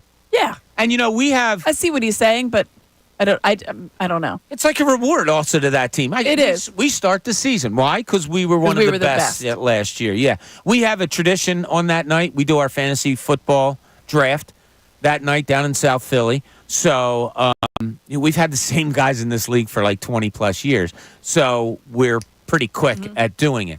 And so we'll start. I think we start at like 7 o'clock. And we're done before the 8:15 kickoff. No, that's good. Yeah, it's real good. That's quick. So I love that I love the first Thursday night game, man. So now you can't now. No, yes I can because everybody's rested on that first Thursday all the night other game. Thursdays are what bother I don't you. like. Yeah, I don't like can't Thursday win night. FanFest. Well, you know what? Thanks. I'm barred from going now. I was looking at shirts for the 3 of us on the internet the other day. We need to come up with something. Yeah, so we'll see. We'll see how it all plays out. But no, I love Thursday football. I used to love when college was the only Thursday game that you had. It was like the start of the weekend. And a lot of times it'd be like BYU playing at 8 o'clock, and I'd be like, oh, this is cool. BYU, you have the beautiful mountains there. BYU was like that passing team. Yeah. West Virginia, when they were running up the scores a lot, they would be a lot on Thursday. Yeah, Boise and the blue field. Like, those things are cool. I'm not going to say. I hear you, Aim. Why don't you say, I'd love to have football every day of the week. Sure, we all love sports, football's an event, all that. To me, over the last couple of years, it's just not good football to me. It waters down the product a little bit. Yeah. I hear you on that. Yeah. And, I don't know. And I hate when the Eagles are on Thursday night because then it ruins the weekend for me. I mean, that Sunday really does. You're just sitting there, you're like, oh, cool. I mean, you wind up watching 3 games. Yeah, I don't do Red Zone. No? No. Do you? Yeah, I understand people that love it too, and for fantasy purpose, it's great. I like to get into a game and watch the game and the ins and outs of the game. If I have nothing invested in it, Red Zone's like my go-to. Yeah, how about that? Huh? Man, I do look forward to football. I love the summer. You guys know I love the summer. Don't rush it away, man. Bob. No, I'm not. But Don't man, rush it away. Yeah, stupid Ray didn't even bring over a bathing suit yesterday to go swimming. But he's a guy. He can just wear shorts. I was thinking of that, too, but he said, sorry, I didn't wear my bathing suit. Well, see, all right. I just got back from, traveling the globe, obviously.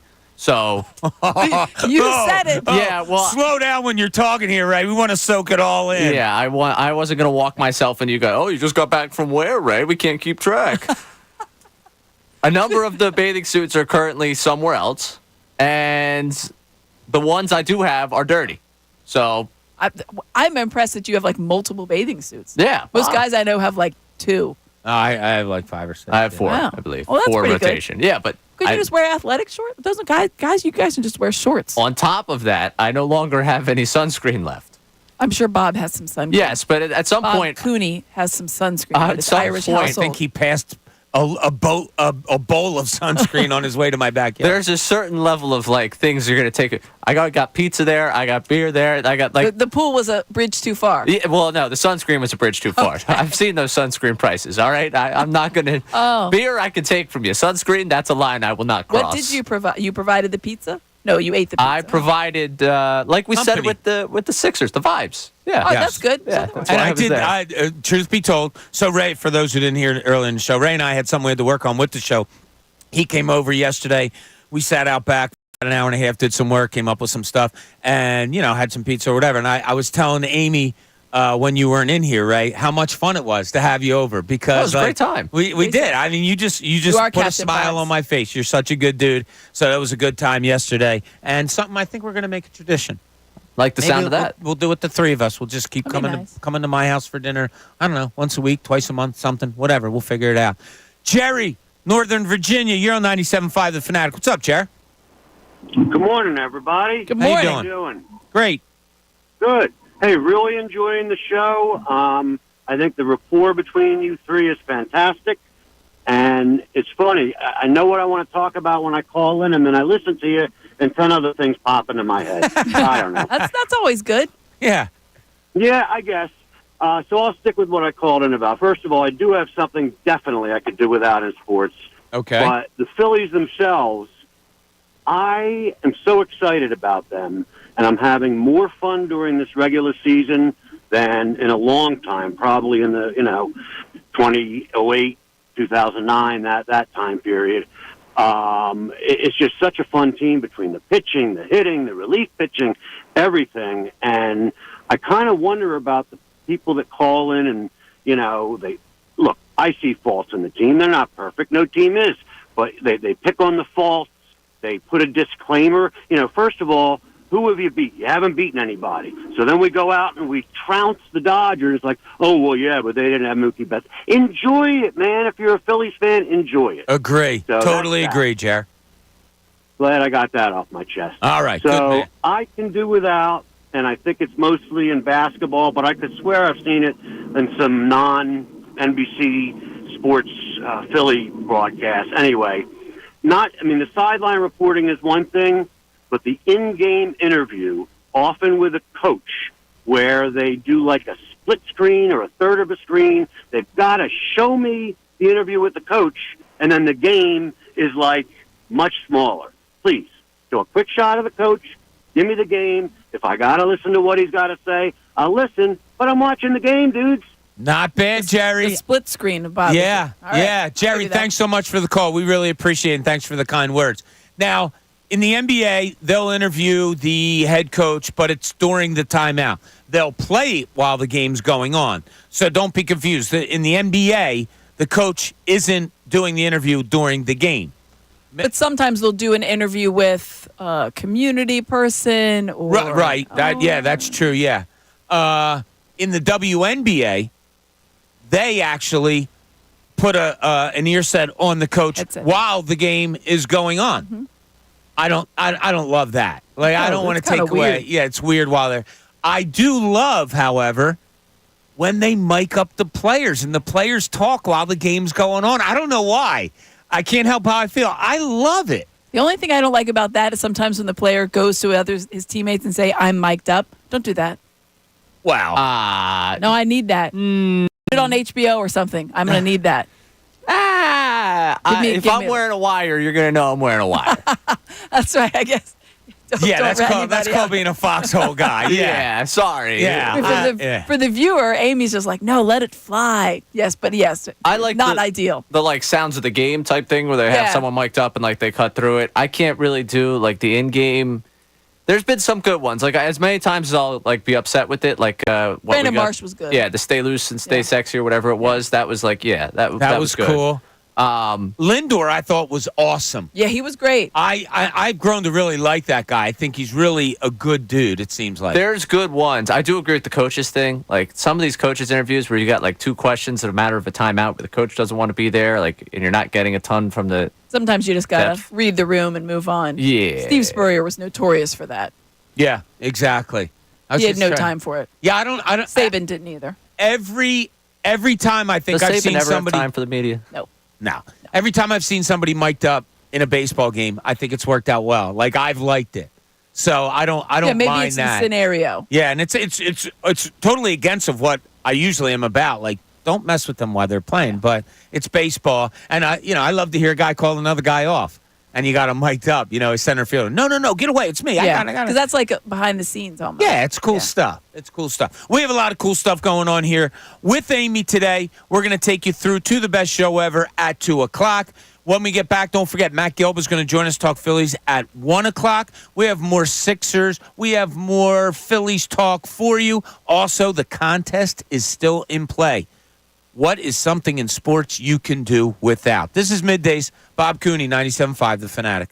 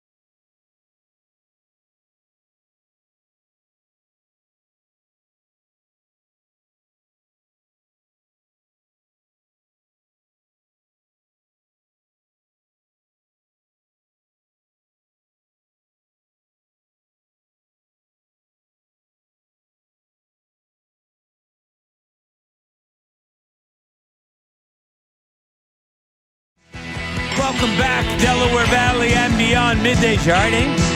Oh, I thought your headset just fell apart. No, the little mic thing fell off. The Mikey thing fell off. Yeah. All right? Windscreen secured. Okay, very good. Welcome back. Glad you're with us today. Hope you're taking it easy. I think a friend of mine just sent me a text of him sitting on the beach. Why do people do that? To make you jealous. Oh, wait a minute. Oh, no, he took a picture of his phone and then him on the beach. So he's watching us on his phone. Oh, no, that's nice. All right, so that's I can't put him down. Mark, not Maria, I apologize. Yeah. I almost... what did you say? Very nice of you to listen. We appreciate listening. Keep listening. Keep watching. The beach thing does hurt a little bit. No, I'm happy for him. See, I have a bigger heart than you. I'm not That's jealous. I'm absolutely the happy case. for them. I'm not I jealous used to do that they're that with- sitting on the beach and with we're in here in a Chuck. cold studio. I used to do it with Chuck all the time. Back when my hours were all over the place, I'd get a random Tuesday off where I'd be like, oh, look, I'm going to go run down the shore real quick. And I'd take a picture in front of the tavern that two of us like to frequent down there. I used to send it to him like, hey, look where I'm eating tonight.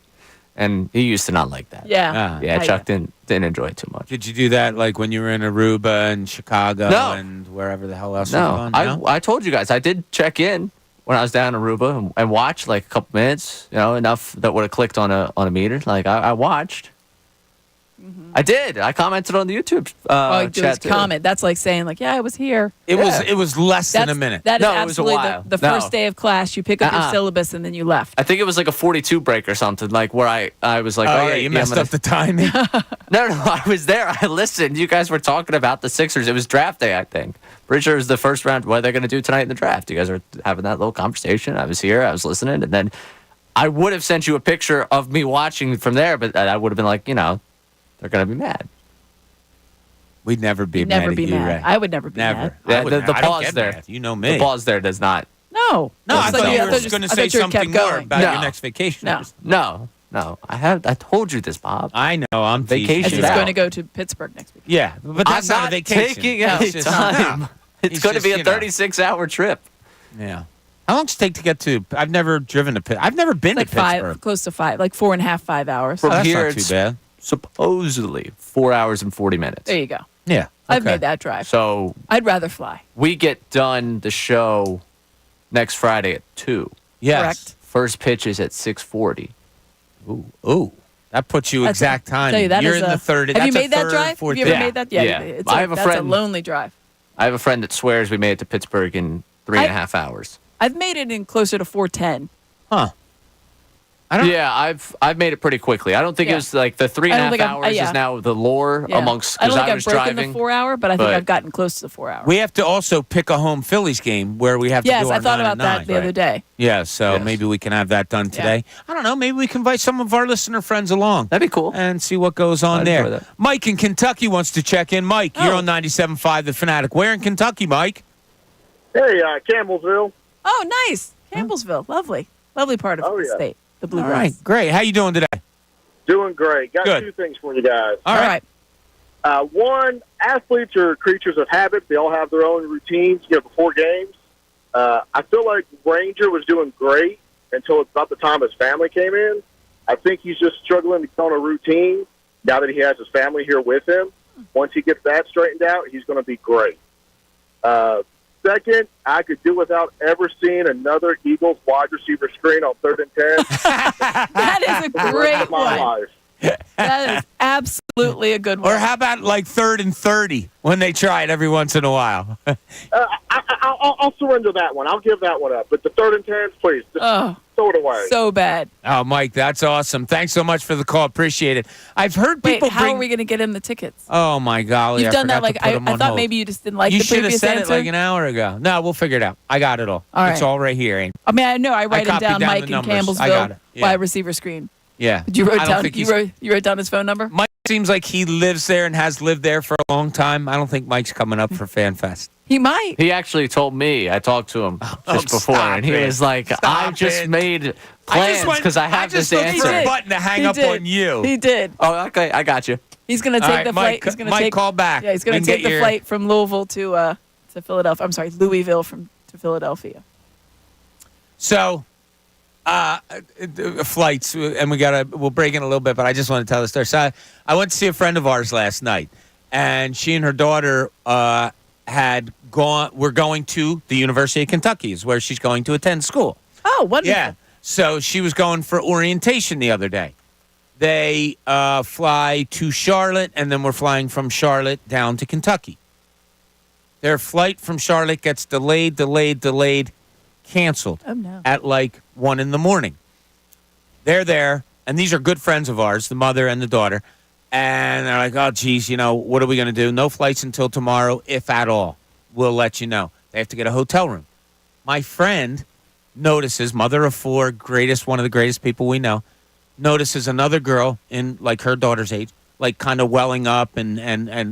So she said, sweetie, you all right? Everything okay? Yeah, I'm just trying to get home. I was visiting my boyfriend, and I'm trying to get home to Kentucky, and I don't know what to do or whatever.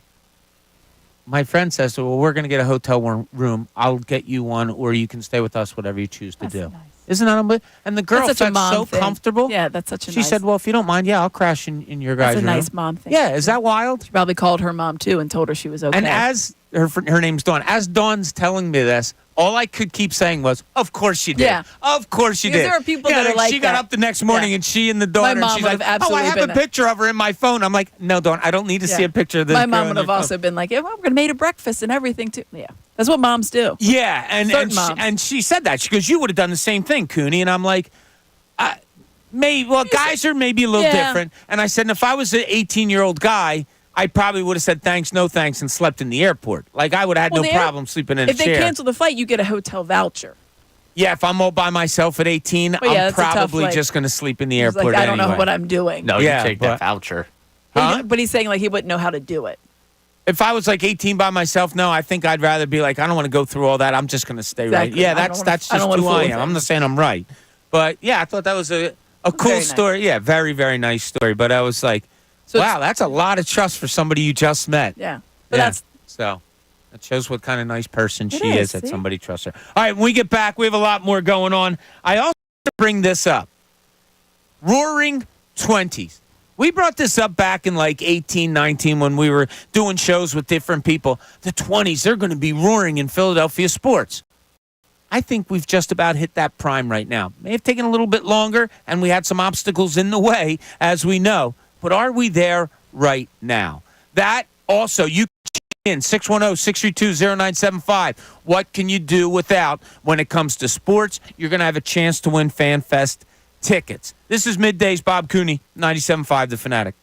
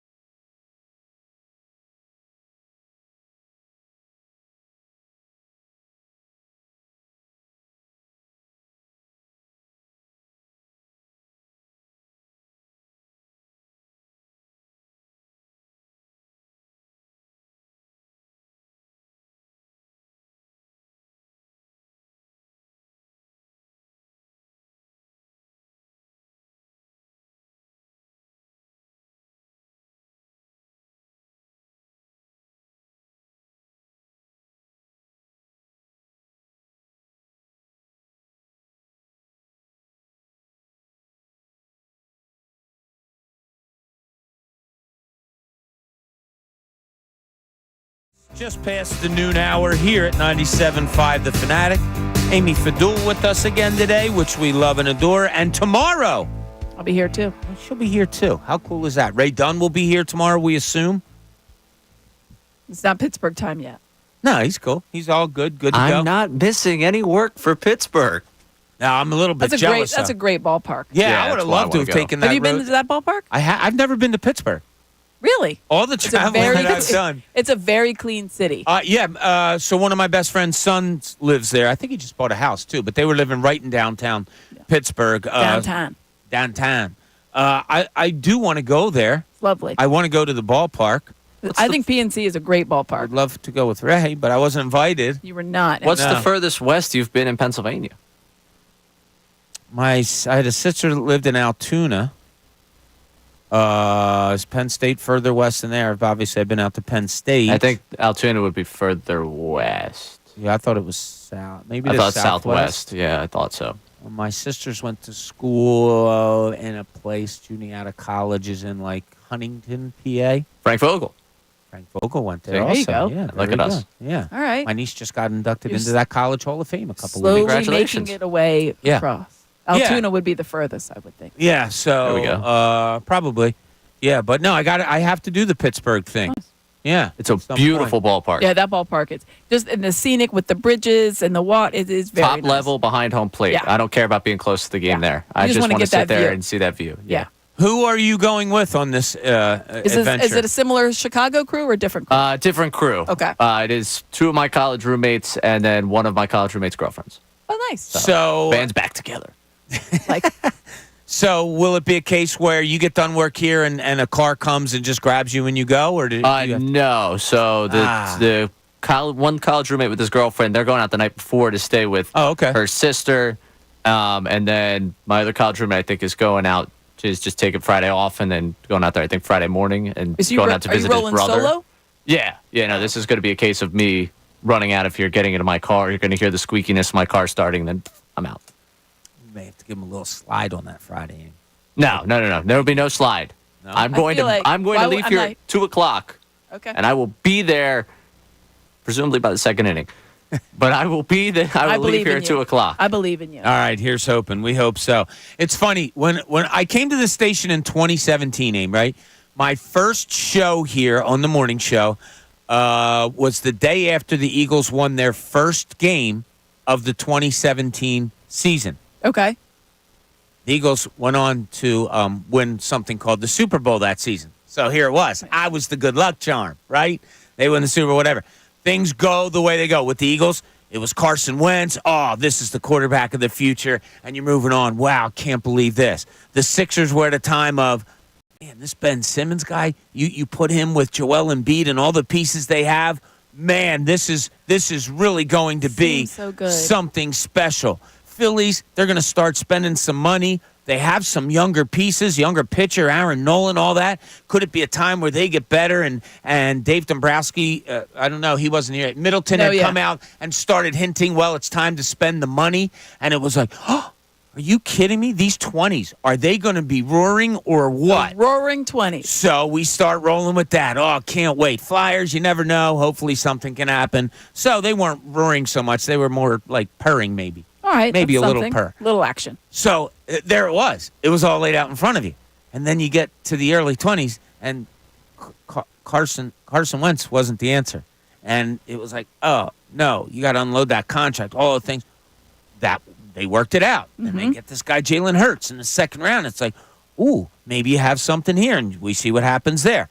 76ers, you get, this Ben Simmons guy. Wow, he didn't want to shoot. He didn't want to play Game 7. Oh, well, you got James Harden, but now he doesn't want to play. Oh, man, we're the roaring 20s.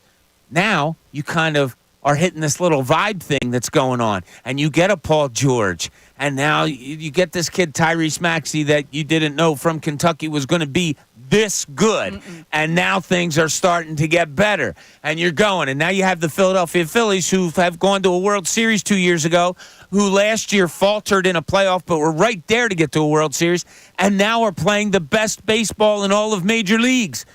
The roaring 20s are here. It took a different route. Like it's like Ray's going to go to Pittsburgh, but if something was shut down and he had to go via Virginia and West Virginia and come around, whatever, he's going to get there. We're here. Like, this is it. I don't know. Look, I was alive in the 80s, in 1980, when all 4 teams went to each championship. I was alive then. I was a young kid, whatever. I don't exactly remember the vibe and all that stuff. I was just a kid. I was like, oh, cool. This is great. This could be really, really special sports time for Philadelphia. It was funny. Haley said something this morning. I had to chuckle. She said, oh, the interviews that you guys did with the Sixers yesterday, that was really great and all that. She goes, and it's getting a lot of traction. And she said to me, she goes, you guys might have put your names on the map. And I chuckled, and I was like, well, Hale, it's not about us. It's about the show, the station. We're just trying to do compliment. That. It was great. And I said, and Amy and I have been doing this in this city for like 20-plus years, or close to 20 for Amy, more than that for me. Hopefully there's some map that has maybe BC and AF on it. I don't know. But whatever. That's not the point. I really do think we're in a really special time here. And I didn't mention Michkov. Exactly. Being here. Everything's on the trajectory of I don't think I remember that as a time. We could have faked ourselves into it. Oh, well, the Flyers are going to be better this year.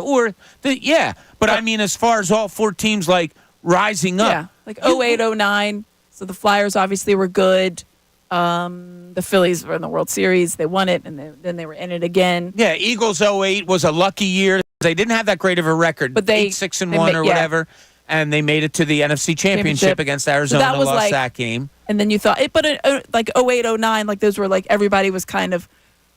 Although the Eagles got lucky, so it was kind of like, wow. It was like it was surprising that they got there. A little tempered. Yeah. But the Flyers were good. And obviously 2010, the Flyers were very good. Yeah. Phillies were still very good. Eagles were okay, but you still had some good feeling left over. And then Sixers were still in the playoffs. Yeah. They were getting towards mired in mediocrity. Yeah, they were mired in mediocrity. 7 or 8. Exactly. But I'm telling you, there has to be, 80s? I think, even maybe more optimism now. And I feel bad bringing up the 80s because I know a lot of you don't, you weren't there. The 80s wasn't there, so I'll kind of discount that for most of our audience. Andrew had a good subject on a show a couple of months ago where he said, glory days are always found after they're gone. Yeah. And Andrew said, let's stop for a second and say, hey, I'm in the glory days right now. And John had a great point. He goes, no, you're not. You haven't won championships. You got to win championships to be in the glory days. I go both ways on this. Like, championship does define glory days. There's no doubt about it. It was the best time in Philadelphia sports. This could become one of the best times in Philadelphia sports. I kind of agree with John. You got to win a championship, but I also agree with Andrew in that. Enjoy it. Absolutely, you enjoy it. But we have 3 legit teams that you could say they got a shot. They got a shot. I don't remember things being this trajectory good in a long time. Yeah, I mean, the Roaring 20s are here. This is good. That's why and we talk about the vibes, and I think that's why it's good. It's because everybody is currently enjoying what's happening, and it's because it wasn't always like this. Right. It goes back to seeing those kids at those silly parades that Boston kept having like every other year between the Red Sox, the Bruins, and the Patriots. And the guy's my 15th parade or whatever. It's some 10-year-old kid or something. And it was like, yeah, but then when the wheels fall off, the wheels fall off. And so we know what it's like. We haven't had that time of sustained success where there's dynasties being built in each of our sports year after year after year after year. We know what it was like 5 years ago. That's why we're like, yep, this is great. We're going to enjoy it. And if we get a championship, it's going to be even better. But we're still enjoying the heck out of it right now. Yeah, and that's what has to be done. And I've heard a lot of talk, and look, we're always going to dissect. You have to. Because unless you're going undefeated and winning championships and, being the best at it all the time, there's always things to dissect. You're always trying to reach that perfection. But, yeah, I guess my point being, like, for me, who's been around sports for a while, this is a special time. Mm-hmm. Now, I'll say it. It's up to one of these teams to grab a championship to make it maybe the most special for a lot of your guys' lifetime out there. So maybe that is coming. But this is a great, great time. And it's filled with superstars.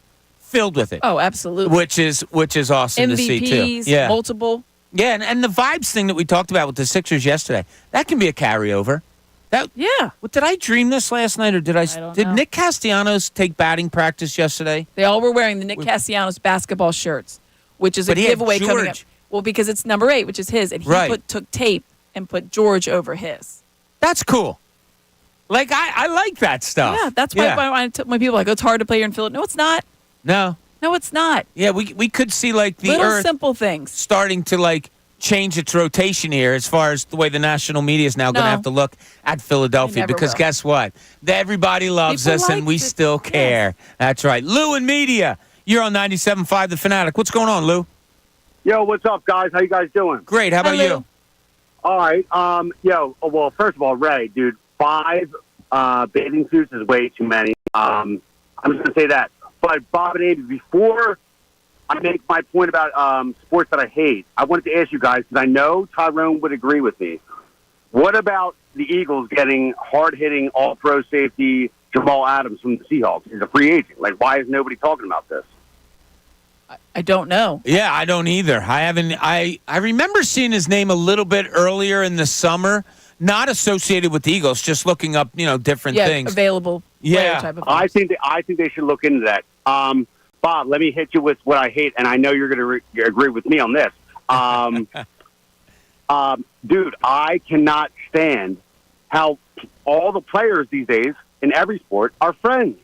They hug it out. Like, I grew up, like, I might be saying, I'm in my mid-30s. Like, I grew up hating somebody on the Cowboys. They're all friends nowadays.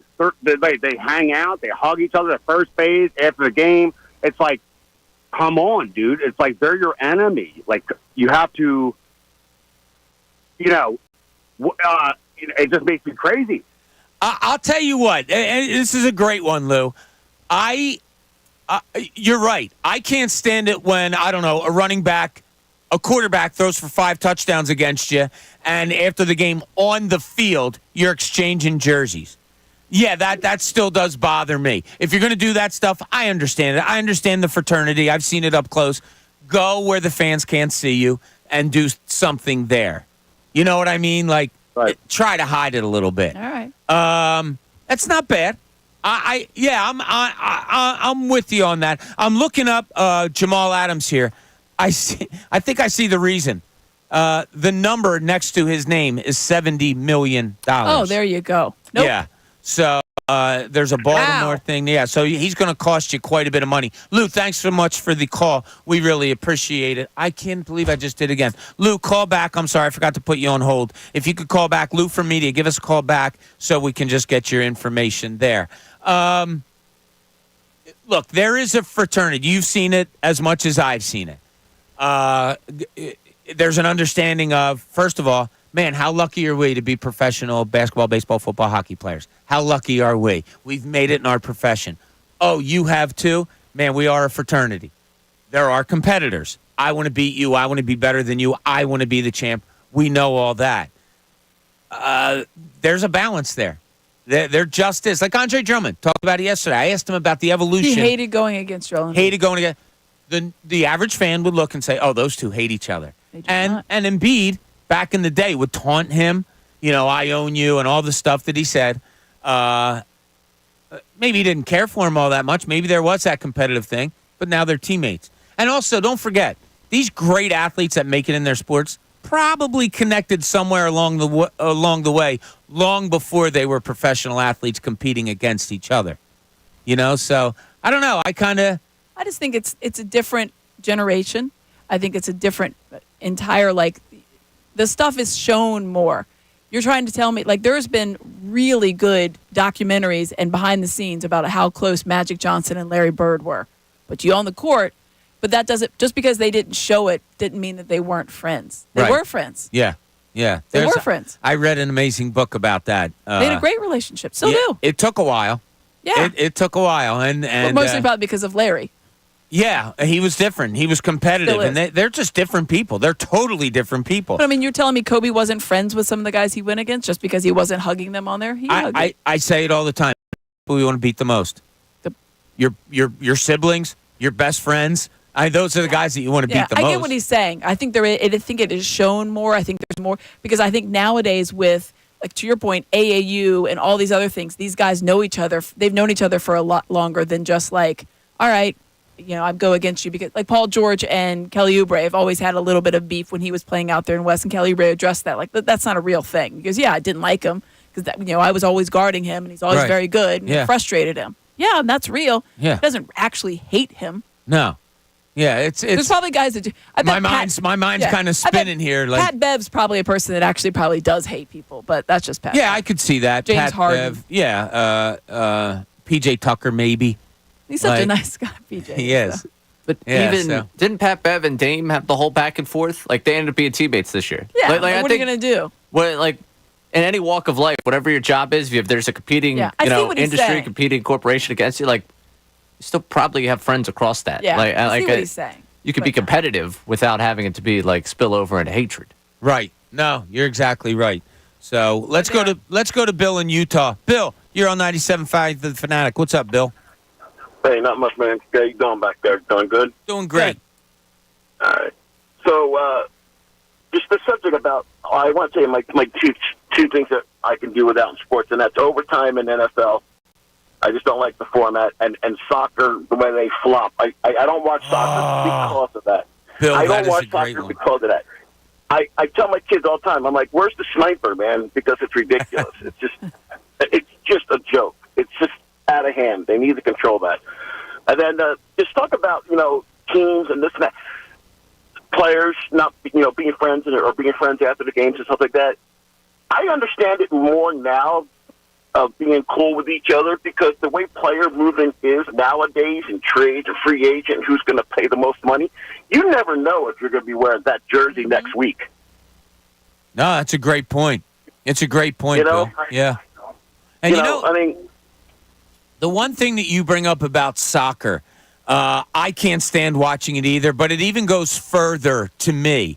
And that's like soccer has always been promised to become more popular in the United States and all that, whatever.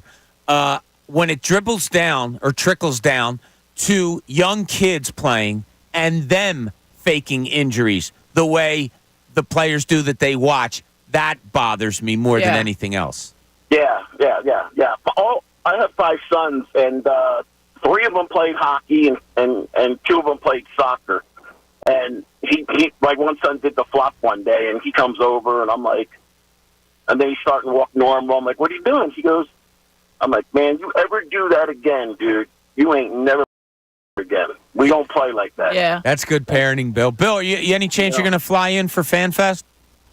Yeah, man, I come back all the flipping time. I come back every year for an Eagle game. So, Bill, I'm going to totally All right, I'm going to put you on hold so we can get your information. Hold on, Bill.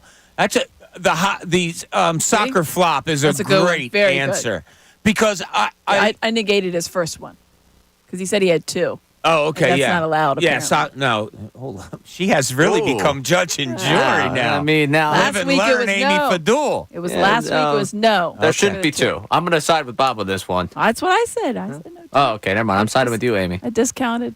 Well, that's just given. You feed him, give him drink, and he turns on you in a matter of 12 hours. Whoa, longer than 12 hours, man. 16 hours, whatever it was. Yeah, come on. Yeah, that was that's where I took it. Look, if you're an adult and you're going to play that way and officials are going to allow it and a league is going to allow it, it's just bad for the sport. Yeah, and to his point, like, people see it and they think, oh, now I have to do it. They think it's like part of the game. Exactly. That's what I can't. And, my kids played soccer, and I guess it was a little after watching some stuff. And kids going down and faking. Now you're seeing it in like AAU basketball. Yeah, that's what I was going to say. Yeah, kids are giving it one of those, and then they start calling for. When I see kids start talking to refs, I'm like, not a good look, dude. Yeah, no. Somehow NBA referees, NBA, they have to curtail the talking to officials. Somehow, some way, I think it would make the game just that much better. All right, a reminder, 1 o'clock, Matt Gelb is going to join us to talk some Phillies. When we get back, we want to hear from you. 610-632-0975. Do you have like a breath of fresh air? Kyle Schwarber's leading off. Oh, look, Bryce Harper's hitting third again. Here we go. Did you feel that last night with the Dodgers? Because I think the team felt it. I really do. I think they got into a comfort zone last night against the Dodgers in so many ways. We'll talk about that. Also want to hear from you, 610-632-0975, as to finish this sentence. When it comes to sports, I could do without this. What is it? 610-632-0975. Amy Fadul with us all day long. I'm Bob Cooney, 97.5 The Fanatic.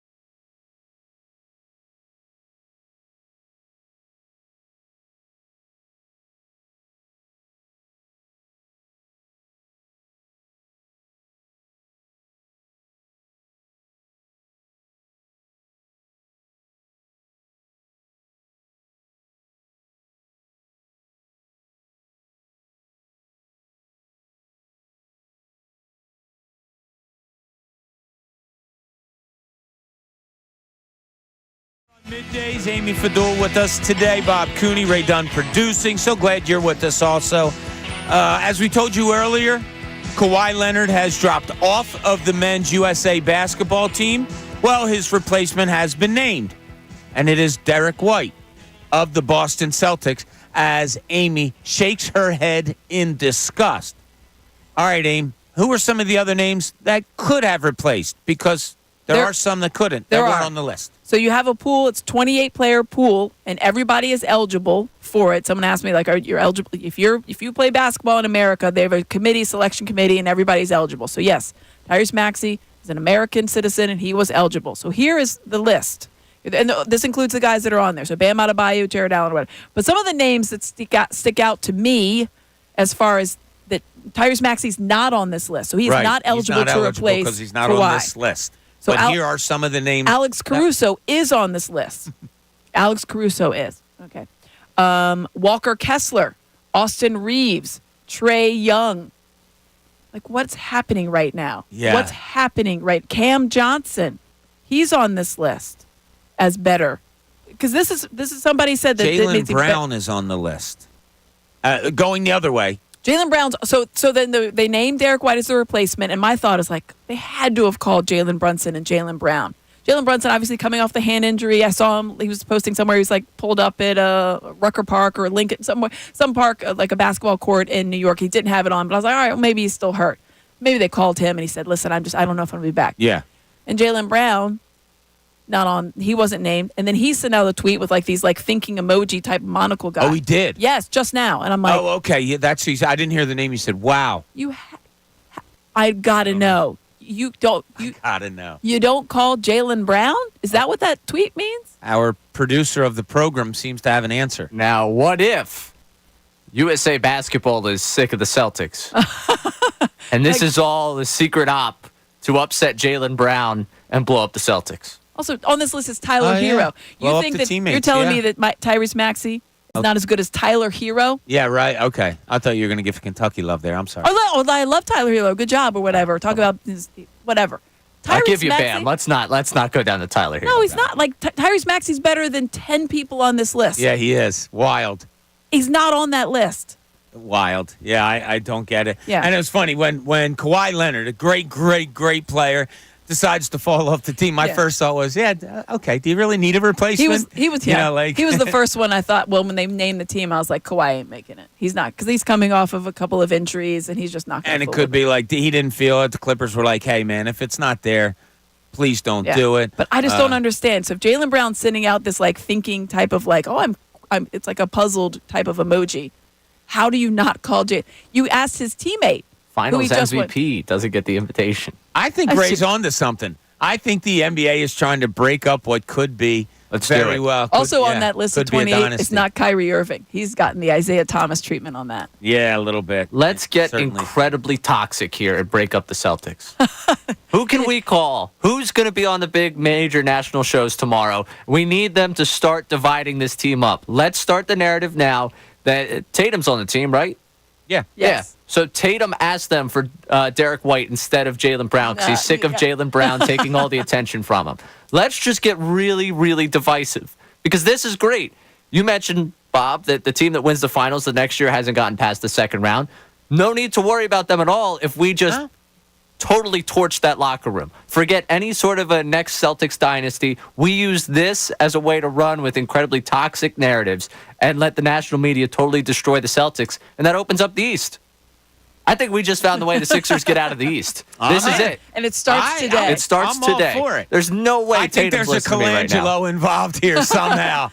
There's somehow a burner account Colangelo somewhere. is trying to right the ways. The burner account. It's the Colangelo Redemption Tour. Yes. It's the Colangelo Redemption Tour. If the Colangelos break up the Celtics because of the way they run USA Basketball. In charge of it? Fine, Grant Hill too. I think Grant Hill's in charge of it now. Do it.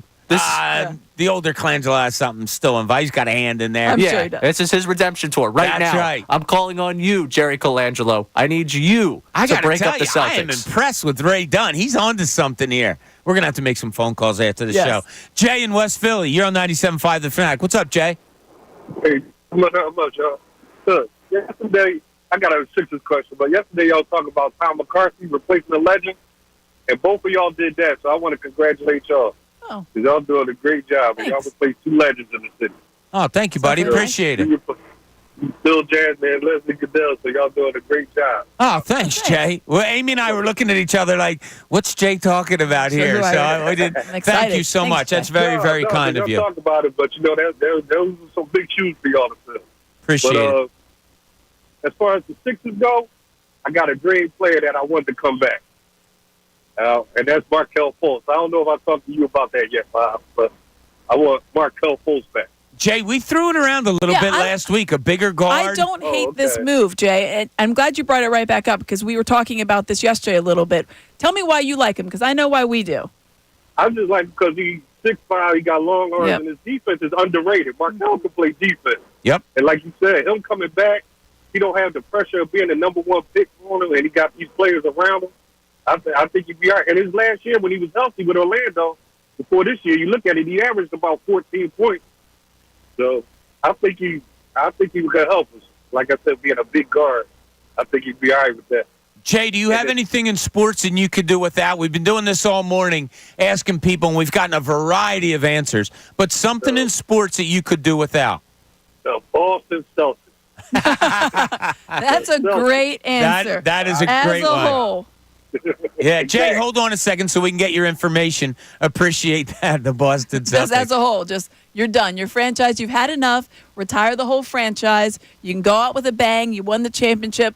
We've seen enough. They've been relegated. Yeah, that's pretty good. This was a talking point in Chicago amongst my friend group. If you were rich, because with the Celtics being for sale, if you were rich, would you rather buy the team you love and try and lead them to championships, or buy the team you hate the most and rip it apart? That's literally the premise of Ted Lasso at the start of it. Yes, pretty much. And we came to the conclusion it's a lot more difficult in sports to win. Thus, I would buy the team I hate the most and rip it to shreds. You would throw away money. Yeah, but if you're that rich, I mean, you're printing money at that point. You wouldn't be rich anymore. Yeah. Oh, I'm sorry. The person that's going to buy the Celtics is just rich enough to own the Celtics? We were talking about like how much that would go for, the Celtics. Yeah, we were at the between $4.5 and $5 billion, right? Yeah. So I was watching something with Jerry Jones, like one of those Football Life or whatever, and he was talking about when he bought the Cowboys. Wow, obviously, and how much the Cowboys would sell for, like $10 billion. Like that's incredible to me. Yeah. If you have $10 billion, you definitely have way more in the stack. That's what you would have to buy. You'd have to buy $10 billion. I think, that's incredible.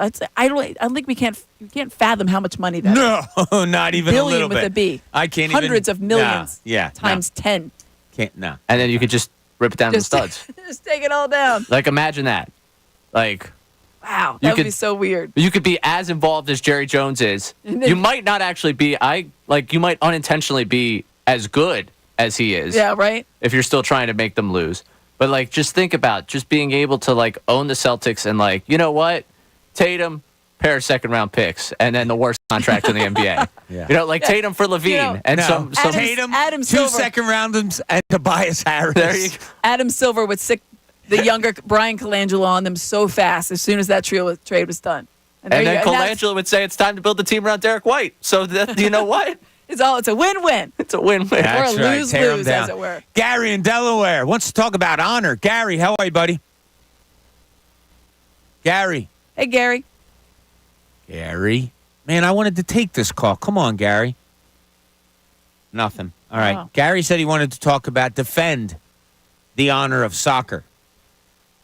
We talked about a specific in soccer. Yeah. We don't like the Soccer? flailing. We don't It's a like beautiful that. game. It is. It's a great game. And yeah, I know the Premier League makes the MLS look bad. Blah, blah, blah, blah, blah. We weren't talking about the game of soccer. We're talking about the flopping in soccer that I just can't stand. Bill did say he wouldn't watch soccer because of it. Okay, so I fair think that's enough. where Gary was probably. If I had to guess, if I had to be Gary from Delaware right now, that's probably where he's come from. Yeah, maybe. Probably telling us we should watch. Good point. Colby in Central. I'm sorry. What's that, right? I was just saying, if we're NBA fans, like, flopping probably shouldn't turn you off entirely from the sport. Yeah, there's that. Yeah. Colby in Central PA. You're on 97.5 The Fanatic. Colby, what's going on? Not much. How y'all? Doing great. Hey, so I have an answer about the what you don't like to see in sports. I could do without the selfishness, like the trying to make it all about me. Like, for example, I went and scored a touchdown or caught a touchdown pass, and they throw their hands up. You know, everything to do with me was like, what about the other 10 guys in the field that help you get there? It's like, grow up, make a better example of yourself. You know, act like you've done it before. Go celebrate with your teammates. So, all right, let's break it down to, would you be okay if I labeled it celebrations, Colby? Sure, yep. All right, celebrations. That's a good answer. I like that. Colby, hold the line so we can get your information from you. Celebrations. Some people like it. Like, I don't want to ever take away somebody's fun. We always talk about, okay, it is sports, so there has to be a decorum of sportsmanship, you know, and sometimes celebration. Now, it's gotten bigger. Bat flips are now accepted, even by opposing pitchers, opposing teams. So it's kind of a different time. But I don't know. How do you feel about celebrations? I like celebrations. Yeah, I mean, celebrations is fun. I get what he's saying as far as, like, don't make it too much about yourself. Yeah. But I feel like the NFL curbed that. Like it's almost like a required that you have to do. That's how you don't get the flag. Has to be a team thing. Yeah, that's why those guys have the. And I like those. Everybody's in the boat row, and not just one guy. Yeah. No, I'll be honest with you. I'm all in on making it about me. Like that A.J. Brown touchdown catch in that Steelers game where he pointed, "You can't guard me. You can't guard me. You can." Yeah, more of that. Yeah. See, you know what? You go back to like the T.O. and the Chad Selfish Johnson type. Bastard, you are. Listen. You know how hard I worked to score a touchdown in the NFL? I'm not going to let you know about it? I would bat spike a home run 100%.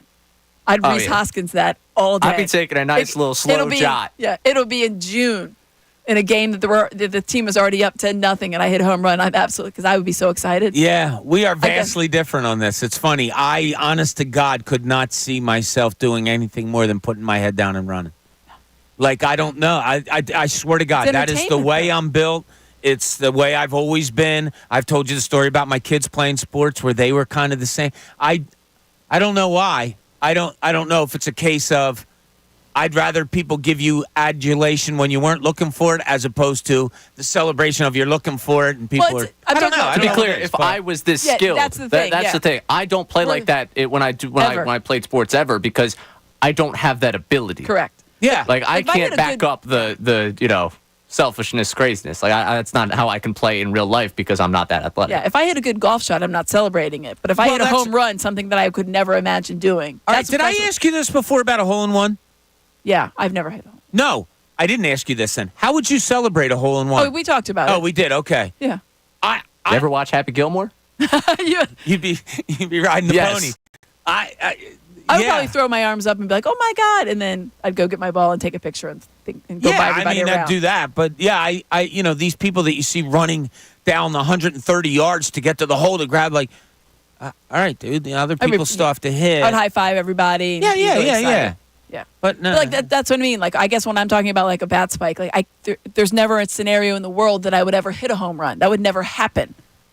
But if you were a good enough athlete, if I was a good player, then I would have. Yeah. So I guess I don't know, but I like celebrations. Like I enjoy the thing. I think where there has been a shift in the last probably 20 years or so is it's in sports, and they've always been it, but they've really come to the forefront of being entertainment. I think the players recognize there's a certain element of entertainment in what they do. They enjoy it. I enjoy it. Yeah. Spike away. Have a jumbo celebration when you're bowling pins and the guy's a bowling ball. That's hilarious to me. I got to tell you, though, the inner kid in me came out a little bit this past weekend, and it was the way the Atlanta Braves were, like, celebrating home runs, and I was like, you're 10 games behind. Who the hell are you?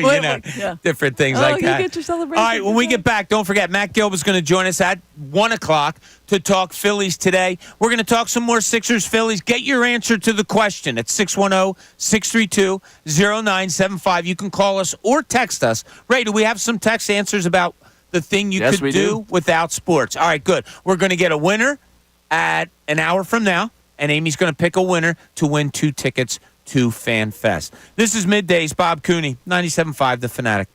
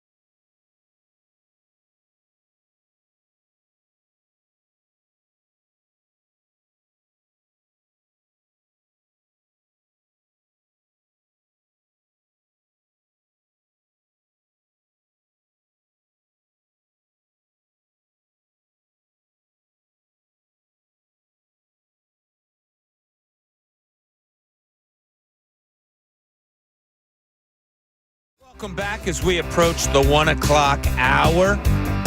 We're going to have at 1 o'clock Matt Gelb from The Athletic to talk about Phillies. Hey, I got to tell you about the Fanatic deal of the week. It's Artillery Brewing.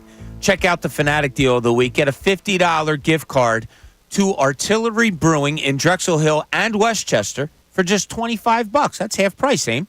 Experience the spirit of the American Revolution at Artillery Brewing, where history meets exceptional craft beer. Get this exclusive offer while supplies last at 975thefanatic.com/deals. So we got that going on. We're talking a lot of stuff today. Phillies last night. Rob Thompson, do me a favor, please. Just grab that lineup card that you showed the umpire last night. Run off a copy. Right? And take it back to your office and leave it there. And take it back out with you tonight and show it to him again. And then take it back to your office and then go out there tomorrow and do the same thing. I really do. I want to see 3 straight games. You're going against 3 right-handed pitchers. Now, Rojas, I don't know where we were in life last night, Ray. Was it when you were leaving my house that he got hit, or was it after that? Because I know after. Well, so I must have seen it on the replay. No, you know what? I might have seen it at our friend's house, but she didn't have the sound up or anything like that. Oh, I did, because I said to one of the kids, I said, "Oh, who's that?" And they're like, "Oh, it's Rojas." And I was like, "Oh, okay." Like, I don't want anybody to get hurt, but okay. Where did he get hit? What was it? A hand? Was it an arm? Did you guys see it? I thought it was his hand. Did Hand, not? yeah, hand. At first, it's on the forearm, then it was the hand. Yeah, it looked like it was going to be here, but I think it was like right around like. Okay, so there's a very good chance. Yeah, didn't even need X-rays. Christian Pache will be, well, it might be sore, though, today. Oh, yeah, I'm sure. So maybe there's a chance that Rojas is out. But let's not get carried away. Let's not go, well, let's go Marsh here, and then you got to go with Whit Merrifield there. Oh, well, as long as we're doing that. No, Rob, I'm begging you. I wrote out, Aim, you can see it right here. Yeah. Yesterday, as we were leaving the show, I wrote out the lineup for the Phillies. Wanted it to be. It was exactly what Rob Thompson put out there last night. Rob, I know you're listening, because he told me, he's usually going to the ballpark right around now. And he said, yeah, Bob, I love to throw you guys on. So, Rob, I'm begging you, that same lineup, even if you lost it, you can text me. I got it right here. Or you can go online and look at the lineup that you had last night. There's ways, Rob. There's ways. Retweet that. Yes, you might even have assistant coaches that know it right off the top of their head. Please. You can text us at 610-632-0975. I'll text you back, Bob. Or Bob. And Bob, I'll text you back, too. 1254. I got you. I did mark it down. Okay. By the way, you said Brad Marsh earlier. No, I didn't. I said Brand. I say it quickly, and you just don't hear. This guy was on the line earlier, and then he dropped off because I thought maybe we said something that he was upset with. But now he's back on the line. So I'm going to go to him first. And we're talking. Armin, do you have your hand on the buzzer? Mm-hmm. Are we good to go? Uncle Frank is on the line. Uncle Frank, you're on 97.5 The Fanatic. What's up, buddy? Hey, happy Wednesday to all. How's everybody? Everybody's great. I love how you have to preface my phone call by telling Ray to... Anyway. It's still a learning process, Frank. Listen, I got to tell you. Great interviews yesterday. Amy, great job down there. Thank you. You got everybody in line for Bobby C. I was so impressed with the, you know what struck me about these 3 interviews, where, you're used to seeing these guys from, fly down the floor and dunk with fury. They're throwing bows around. And they just come off as so low-keyed. Quite articulate, very measured in what they're saying, and just they exude commitment and teamwork. And it's neat. And it's like I tell my 7th and 8th grade girls every year, team is an acronym for together everyone achieves more, right? And these guys, it's like they have that passion, the energy of like a teenager still, and it was great to hear. It really was. Ah, Frank, appreciate it. Do you have something in sports, Frank, that you can do without? Well, I don't know, but yeah, I don't understand the halftime inane interviews with coaches coming off the field, it's like there's no substance to it. Yeah, what adjustments do you have to make and what happened in the first half? Yeah, you're right. Frank, thanks so much for the call, buddy. Appreciate it. Couldn't put him on hold because we've already had that answer. But, those guys yesterday were just fantastic. And we're not diving into interviews. We're not, extracting everything out of them.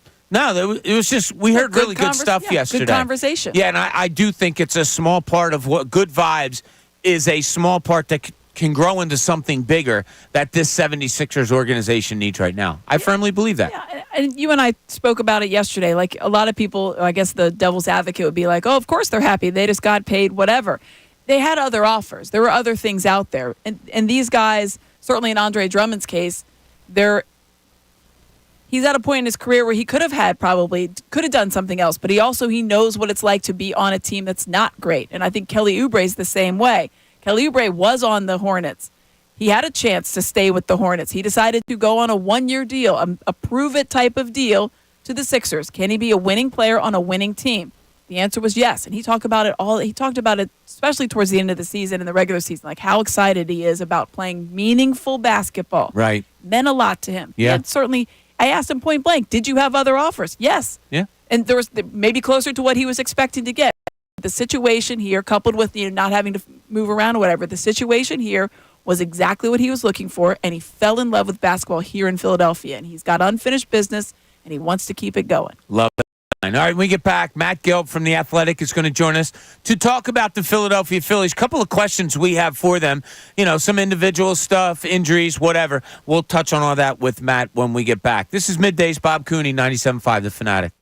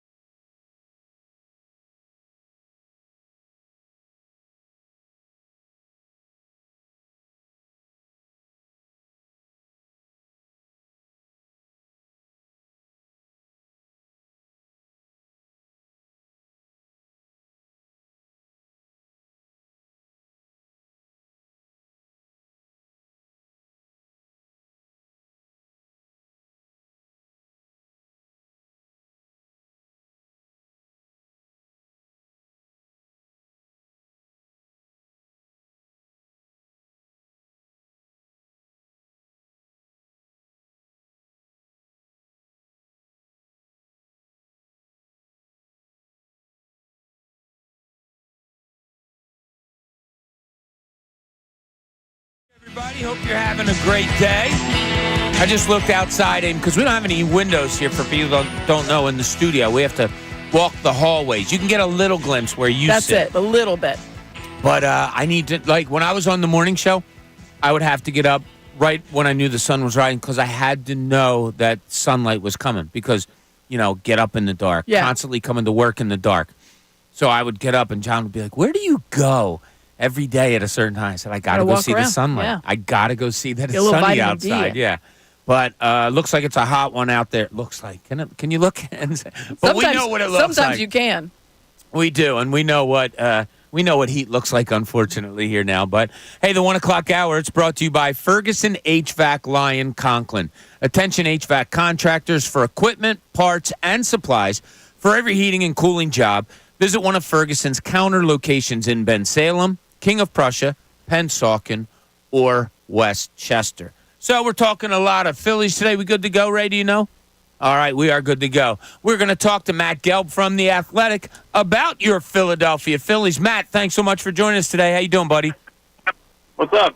Hey, Matt. You doing all right? Yeah.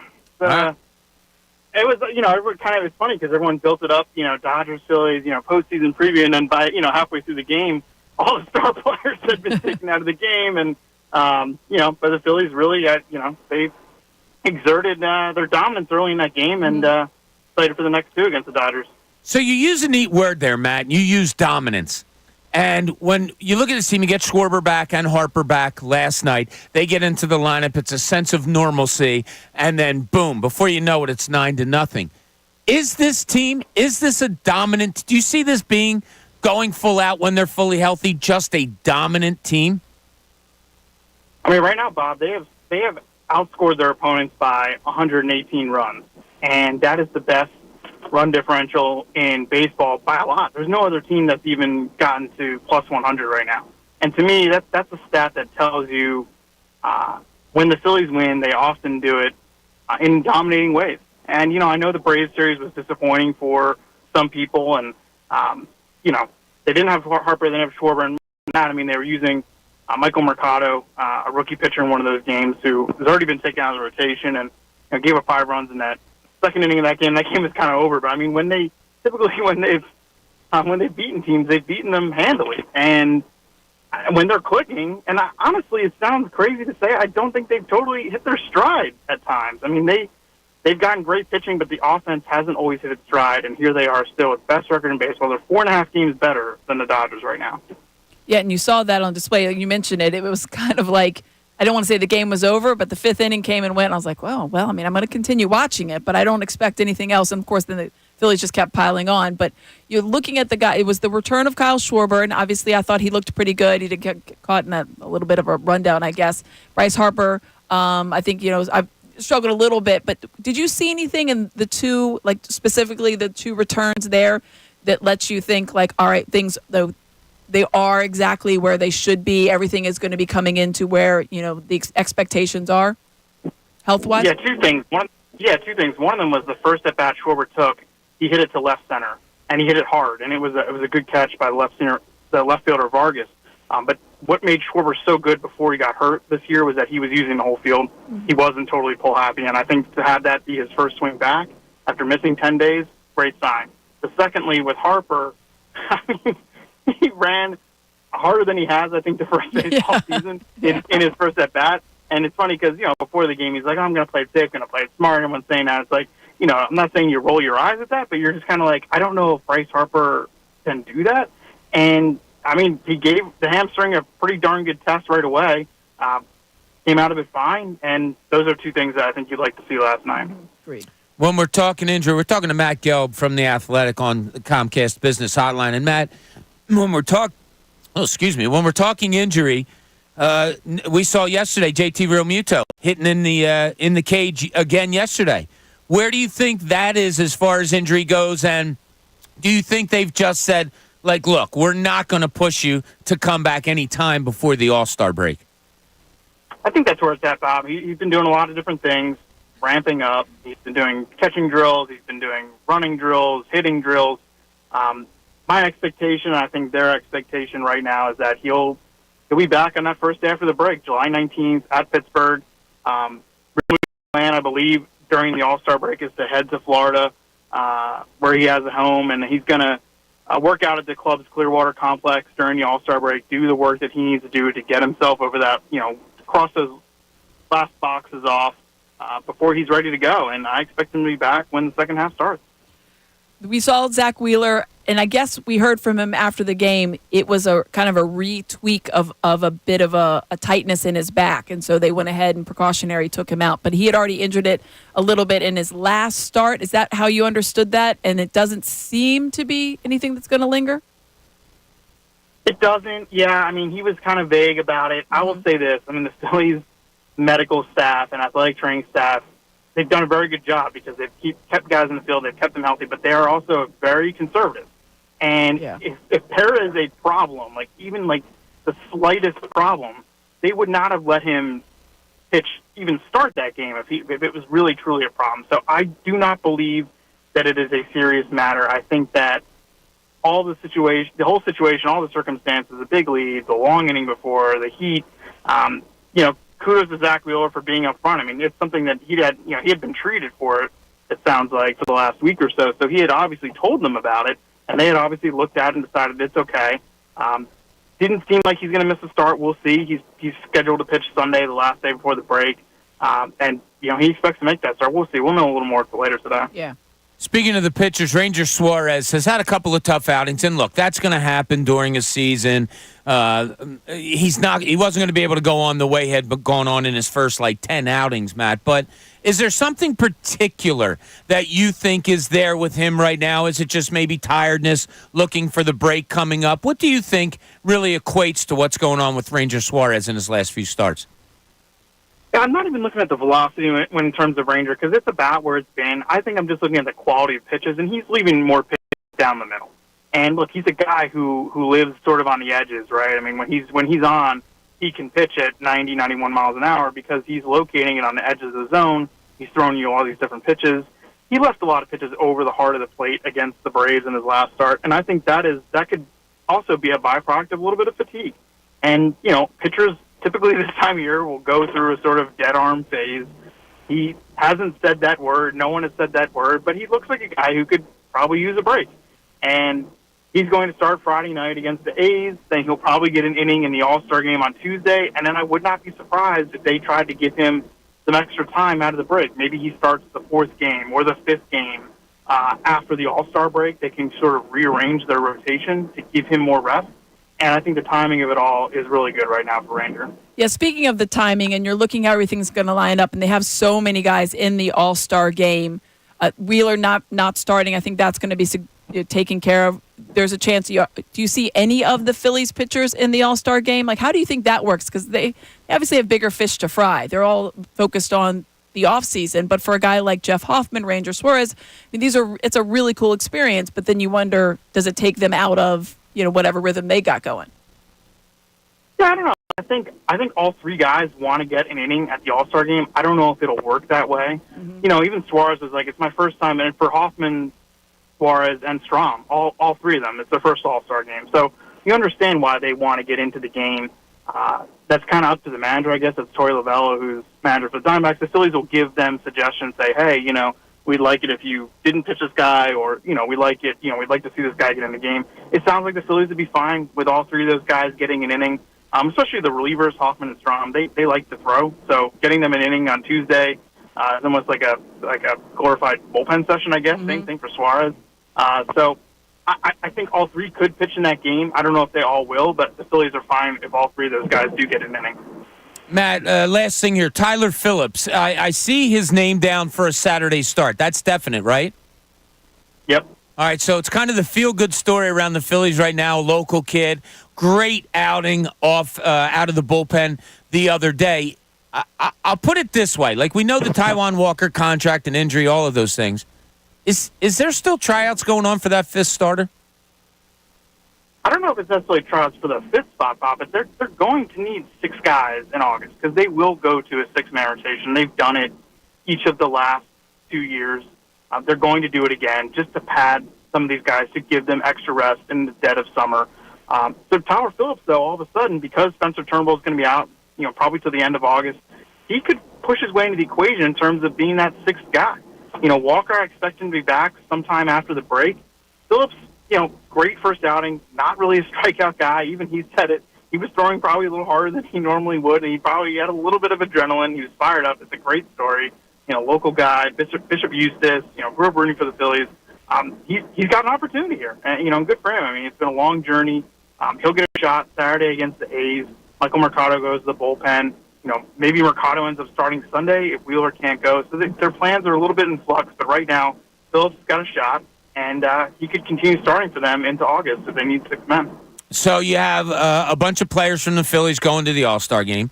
JT Realmuto's going down to Florida to get back into baseball shape and get his timing, all that. Other players, they scatter. They take a few days off. The big question that our listeners want to know is, what does Matt Gelb do during the All-Star break? I work.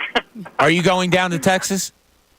I'm not going to Texas, but I got plenty of stuff to do, and Major League Baseball, as wise as they are, has decided that the All-Star break is the best time for amateur draft, which everybody in the industry, and I'm not just talking about media, I'm talking about executives and any team personnel, they're not happy about the timing of the draft because typically the All-Star break is a time for rest for everybody who's not in the game, but I'll be working. That's okay. All right. If you say so, Matt, we're all there for you. Enjoy, buddy. Listen, thanks so much for joining us today, Matt. Yeah, it is. It's always good to talk to you, and if you can enjoy some downtime during the All-Star break, hope you get it. Will do. Thank you. All right, buddy. Thanks. Matt Gelb joining us from The Athletic. Always like talking to Matt. Good dude. Yeah. Good dude. One of us. That's like the best thing I can give to somebody when you're talking about people in our profession. Yeah, one of us. Yeah. Like Dick Girardi was great at that. He's a good dude, Matt. He goes, he gets it. Girardi would say, he gets it. He gets it. Matt's one of those guys, so that was cool. All right, let's get back to the phone lines. We'll talk a little bit about what Matt had to say about the Phillies, but we got a lot of people on hold here that want to chime in. Terrell in Philly, you're on 97.5 The Fanatic. What's up, Terrell?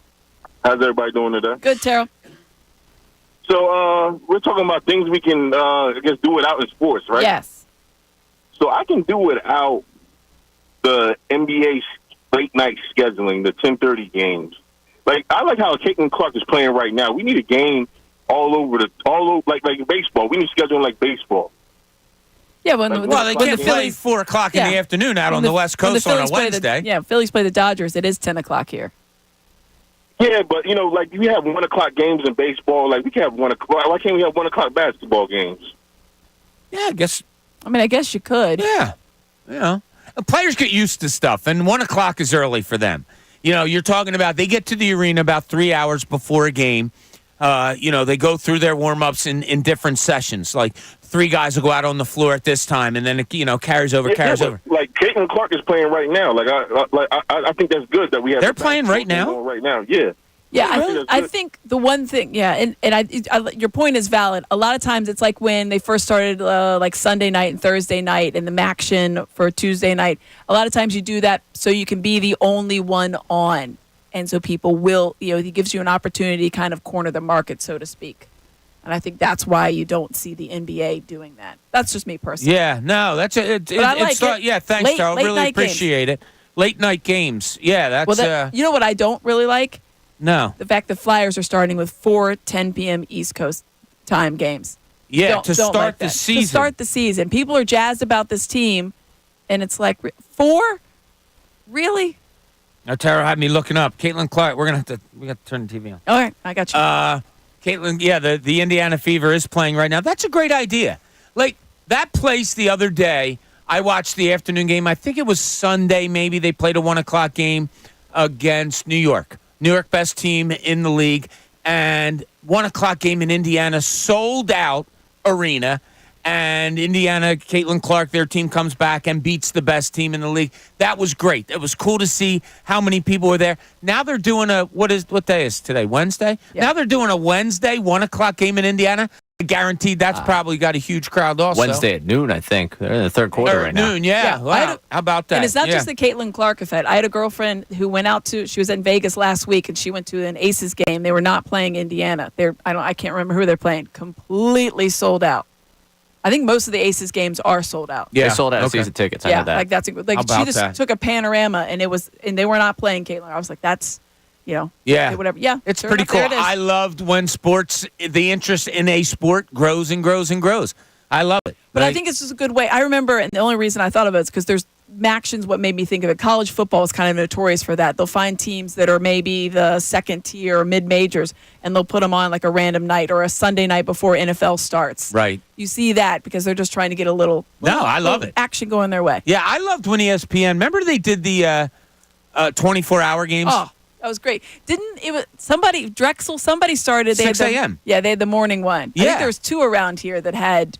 LaSalle might have had one also. Yeah, like at 11 a.m. or something. Why not? It was like a kickoff. For a 24-hour one-day thing, kickoff. yeah, you go all around there. You can take it till whenever. Now that you have, Hawaii in the mix, and obviously you go West Coast and stuff like that. So why not? I'm all for having games on at odd times. Yeah, I like Daryl's line of thinking there. They'll have like a big tournament.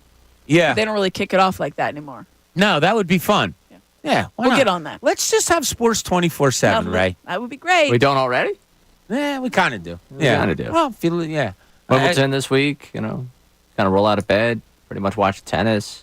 Yeah, that's You true take too. the day through. I mean, you pretty much, if you want to watch sports 24/7, there's a good chance you can. that you can. Yes, pretty you can great. find something. The one thing that you mentioned WNBA, the Mystics did this year, they're doing brunch and basketball for like their early Saturday That games. is phenomenal. I had a Yeah. girlfriend that went to that. Yeah. She said it was so much fun. Yeah, I'm in on that idea. Yeah, Mimosas and basketball. I would Right. absolutely go for. Mimosas and ant watching. Well, I mean, yeah. I prefer the mimosas and basketball, but yeah, if you got mimosas, there's a good chance you can get me any place. Yeah, are you a big mimosa guy? Oh yeah, orange Yeah? juice, good. Champagne, good. We do it on special occasions at the house. Because all of our kids are of age now. We'll pour mimosa. Actually, last Christmas was our first Christmas that we could all do, and we did the mimosas. Nah, they're all right. I'm not. There's I'll go out on my a certain establishment locally to me that I can walk to that does a Saturday afternoon deal, starting from noon to 4 with mimosas, and sitting there getting a breakfast sandwich and watching college football. Having a mimosa, not a bad deal in the fall. Oh, that sounds scrumptious. It's Absolutely. a wonderful deal. I'm in on might that. do it consistently. All right, cool. If maybe he'll invite us, Aim. You never know. Probably not. No. Okay. Oh, well. Jack in South Jersey, you're on 97.5 The Fanatic. What's up, Jack? Hey, how's it going? Hey, Good. Jack. How you doing?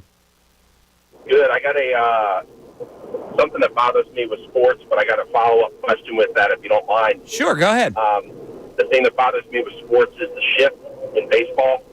Well, it's gone. And my follow-up question to that is for your data department. A lot of these power hitters in the MLB can't swallow their pride and get on base with a bunt. My question is, when they have the shift, has there been power hitters under the shift that have just bunted it down the third base line and gotten on base? There has been, and the shift is now outlawed. Yeah, they don't have the shift anymore. Yeah, all four infielders must be on the infield dirt or grass at all times. You cannot move, please. And on the right side and left side of second base. Correct. So, there were times. Thanks for the call, Jack. There were times that you'd see guys push down a bunt, maybe even get a double.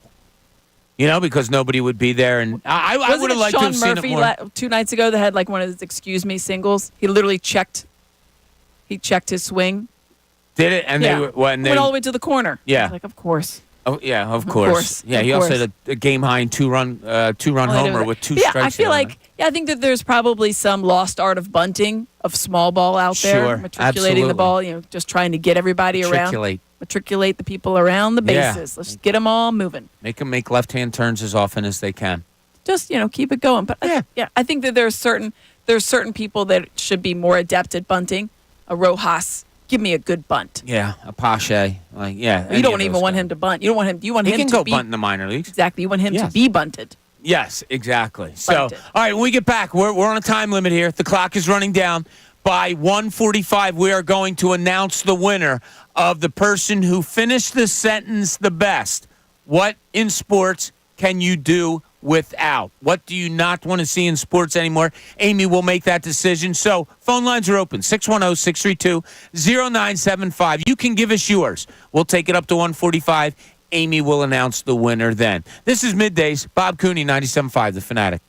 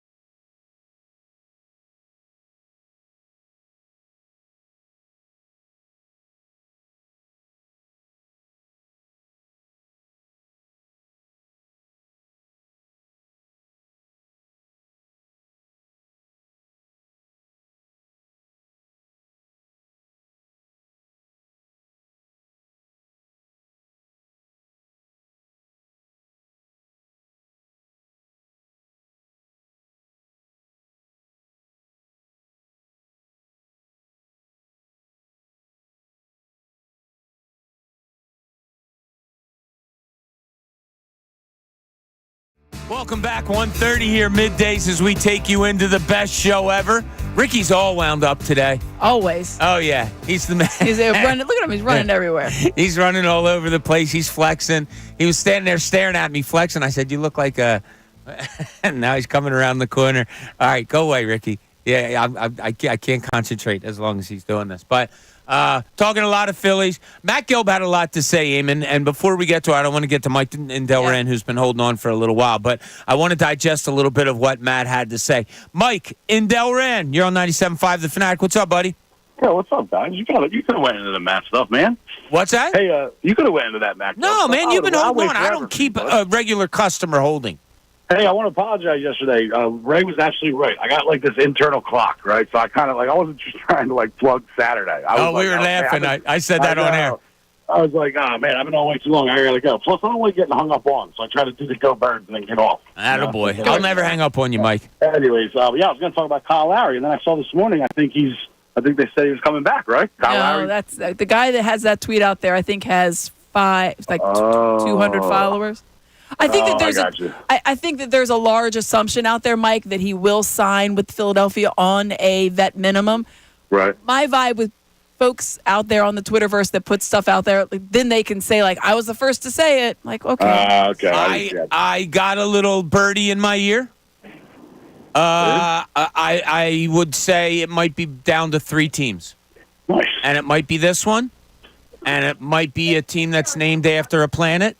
And it might be a team that has a lot of other of his former college teammates. Yeah, so that's the team I was worried about. Yeah. They were none of them played together though. All right. No. Yeah. But yeah. So what can you do? What can you do without, Mike? So what I can do without is at a baseball game, ushers not letting me to my seat during an at-bat. Oh. Is that everyone, or did anybody say that yet, or is that everywhere? Or is that no, that's such a funny thing because you forget it at times. You come and you try to sit there hold on, we're in the middle of play. I'm like, I don't like. No other sport does that. I can do without that. Dude. Actually, they do. Hockey and basketball now does it also. I've never had that. Until a stoppage I've seen of play. it in hockey. I don't know that I've ever seen basketball. Yeah, it happened to us when we were covering the playoffs. Yeah. All I got to say about that is go Birds. Go Birds. Attaboy. Go Birds. Thanks, Mike. Much appreciated. We have your information, so we're not going to put you on hold. So, Mac, what? Real quick. Yes. A planet? Oh, yeah. My fault. I knew where he was going in it, and I was just like, let's let him go. Think quick on my feet. Just let it go. I didn't know if he had a rebranding that he was teasing or something. Relax. Yes. It was just hints. The Plutos, the Toledo Plutos, which is not actually a planet. It's a dwarf planet. Exactly. It's a dwarf planet. So, change that during the whole school system for me. Yeah. I know. It's very difficult for now me. The YouTube people. Sun is a planet? No, it's just, all right. Relax. We're just getting around there. You're on my nerves. Can't stand you. 3 times I can't stand you. So for those people on the, listening in, Ray did come over to my house yesterday. We did some stuff. We had dinner together, all those things. Ray's a great guy. Love Ray to death. My wife, my daughter enjoyed the hell out of him coming over and hanging out. I get a text from my wife. And as I say, I don't look at my phone during the show all that much. I look at it and I have a text from my wife that says, "You did say Brad Marsh. I wrote it down. I have Ray's back." And 3 pump fists or something like that. I have Ray's back. What I is just love this? that she wrote it down, knowing that that's how we log all of the mistakes. It's their favorite thing. 1:30 on a Friday, Jenna and Donna, my daughter, my wife, it's must-listen radio. I don't know if they listen at all any other time, but whatever. It's just, I don't know why people automatically take your back over mine, Ray. I don't know. It's an honest question. I guess I have to look within. Perhaps it's part of my makeup. Maybe it's a bigger part of yours. I don't know, but yeah, I don't think anyone's taking anyone's back here. I think she wrote our it down. Executive producer is looking out for our program. Oh yeah, we've deemed on our executive producer. That's good. Yeah, so it was nice to meet with her yesterday. Euro John, you're on 97.5 The Fanatic. What's up?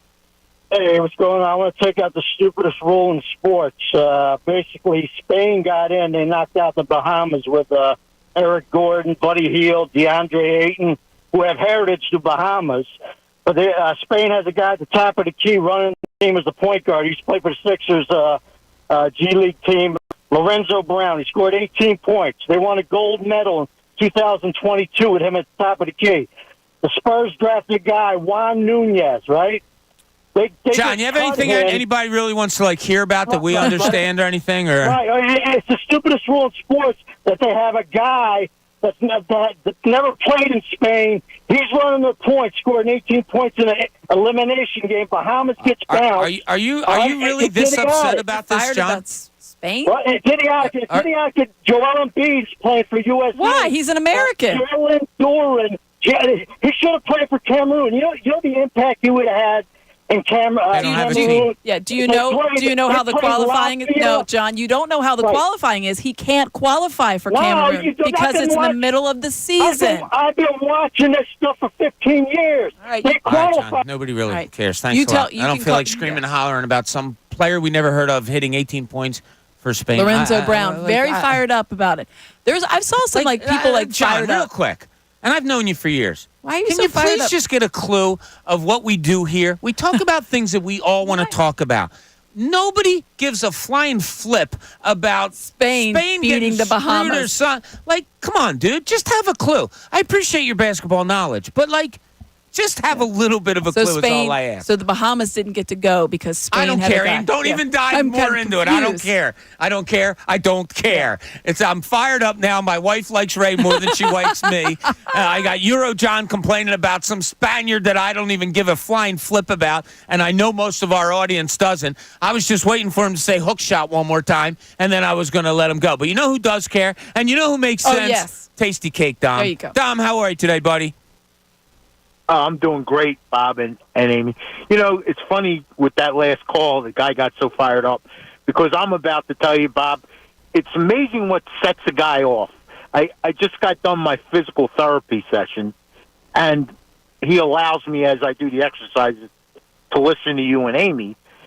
And when Amy brought up the Isaiah Thomas thing, that set my guy Ron off how Isaiah got, it should have been him over Stockton and everything. And I wanted to ask you, do you guys think that was the biggest slight in Olympic history? Because I got another one. The biggest slight? Well, you could go to the 72. Should Isaiah been on that team over John Stockton? He should have been on over Christian Laettner. Yeah. Yeah, well, you had to take one. No, you didn't. You didn't. They did it as like a favor. You didn't have to do that at all. No. Well, when I look at that team, because you mentioned Devin White, and I'm thinking, are they building for need over greatness? Because my one always, forever, Bob, and I always wanted to ask you this. It's funny. Kevin McHale should have been on that team over Chris Mullin. He just should have. No contest. I don't know if they were looking for outside shooting, maybe. You sometimes have to fill some guard roles, different role. In other words, so sometimes they draft for need over who are the 12 greatest players. Right. Our beef was the pool doesn't even have Maxey. The pool of players. That was my beef. Yeah. Yeah. I mean, that first stream team, when you're talking about drafting for need, they were everybody by 50 anyway. Yeah. So, Yeah. Yeah. Dom, thanks for the... I appreciate you allowing me to ask that question. Oh, absolutely, Dom. Anytime. Thanks for the call. We love hearing from you. All right. Neil Deaver, if you are able to text, call in, whatever, 610-632-0975, I want to put you in the running to win these. What? What is his?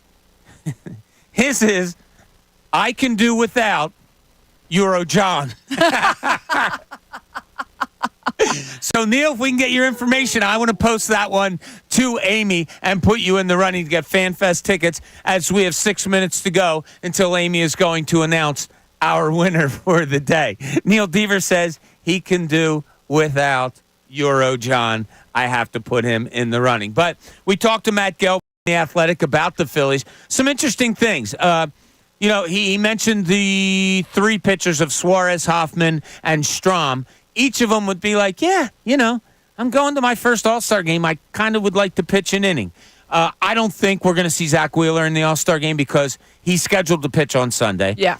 If he doesn't pitch on Sunday, it's because there's some, the back's still a little bit tweaked. He sure as hell's not going to go down to Texas and pitch on Tuesday. I mean, he doesn't just have one note. He's got a big, card. He's walking in not available. There it is. Yeah, so I don't think we're going to see that. But as far as the other things that Matt talked about, Real Muto looks like he's going to be back right after the All-Star break.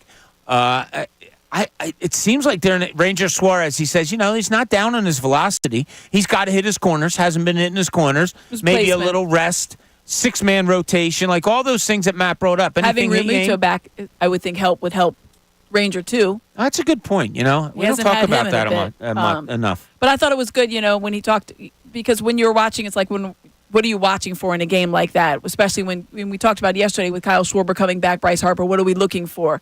What is it going to be? How he stretches? You saw Bryce Harper run really hard to first base, probably the hardest he's run in a while. And everybody's like, "Calm down, okay." Kyle Schwarber, like, all right, you don't need to leg out the second. Okay? I don't know what he was doing. But then he had an opposite field spraying at all fields. I think those are the things you did look for in a positive way, and I thought that they came through with that. And I thought, all right, well, that's good because these are guys coming back from what could be lingering type of injuries, and it didn't appear to have hamper them in any way. Yeah. We haven't gone to the text board an awful lot today, Ray, and I know we've got probably have got some answers on that as far as some things that you could do without sports, or maybe we have some text on some other things, Ray. Anything? Yeah, we do. We got some people checking in. Ethan in Ardmore could go without umpires calling balls and strikes. Okay. House. Okay. Imagine that's pro robo ump right there. Yeah, okay. I've said it before. I that's thought why maybe I the style. I was just like, I didn't know. Yeah, I am not pro robo ump. I'd rather see a human make mistakes. I don't know. It's just how I'm. Is it frustrating? Yeah. It's also probably frustrating for a manager when he tells a player not to swing a pitches out of the strike zone, and he does. It Like, anyway. I just want to keep the humanization in games. But that's just me. I understand where people are coming from. What else we got, Ray? Jamal from West Philly checking in. When it comes to sports, I could do without the new overtime rules in football. Get back to sudden death. Oh, see now. I wish they would go college way. I don't mind the way they are right now. I don't mind it. It doesn't bother me all that much. You're never going to be always satisfied with it, so it's stuff that they have to try. But I'm fine with it right now. What else we got, Ray? A couple people doing the selfishness, but this one's good. Vlad from North Philly. I could do without every MLB team having a representative in the All-Star game. Players get left off the team every year that deserve it more than others. That is a good one. Because teams like the Rockies and Marlins exist. That is Vlad in North Philly.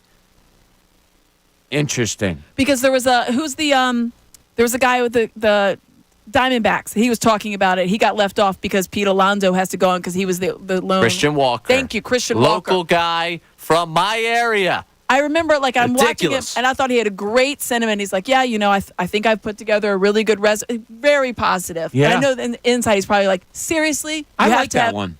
That's mine. Pat Neshek, as of earlier this week, has as many All-Star appearances as Bryce Harper as a Philly. Yeah, that's crap. Yeah. 2017 Phillies All-Star representative, Pat Neshek. All right. The fact that you have to have one. You don't have to do anything. That's a participation trophy. It's a definition of the participation Pro Bowl doesn't trophy. have, the Texans aren't always in there. Yeah. Yeah, that is a good one. All right, when we get back, Amy is going to announce not only the winner, but a runner-up also. Wow. That way we can give away 2 pair of FanFest tickets September 28th to those 2, the winner and the runner-up. We'll give that when we get back. This is Middays, Bob Cooney, 97.5 The Fanatic. Bill Colarulo.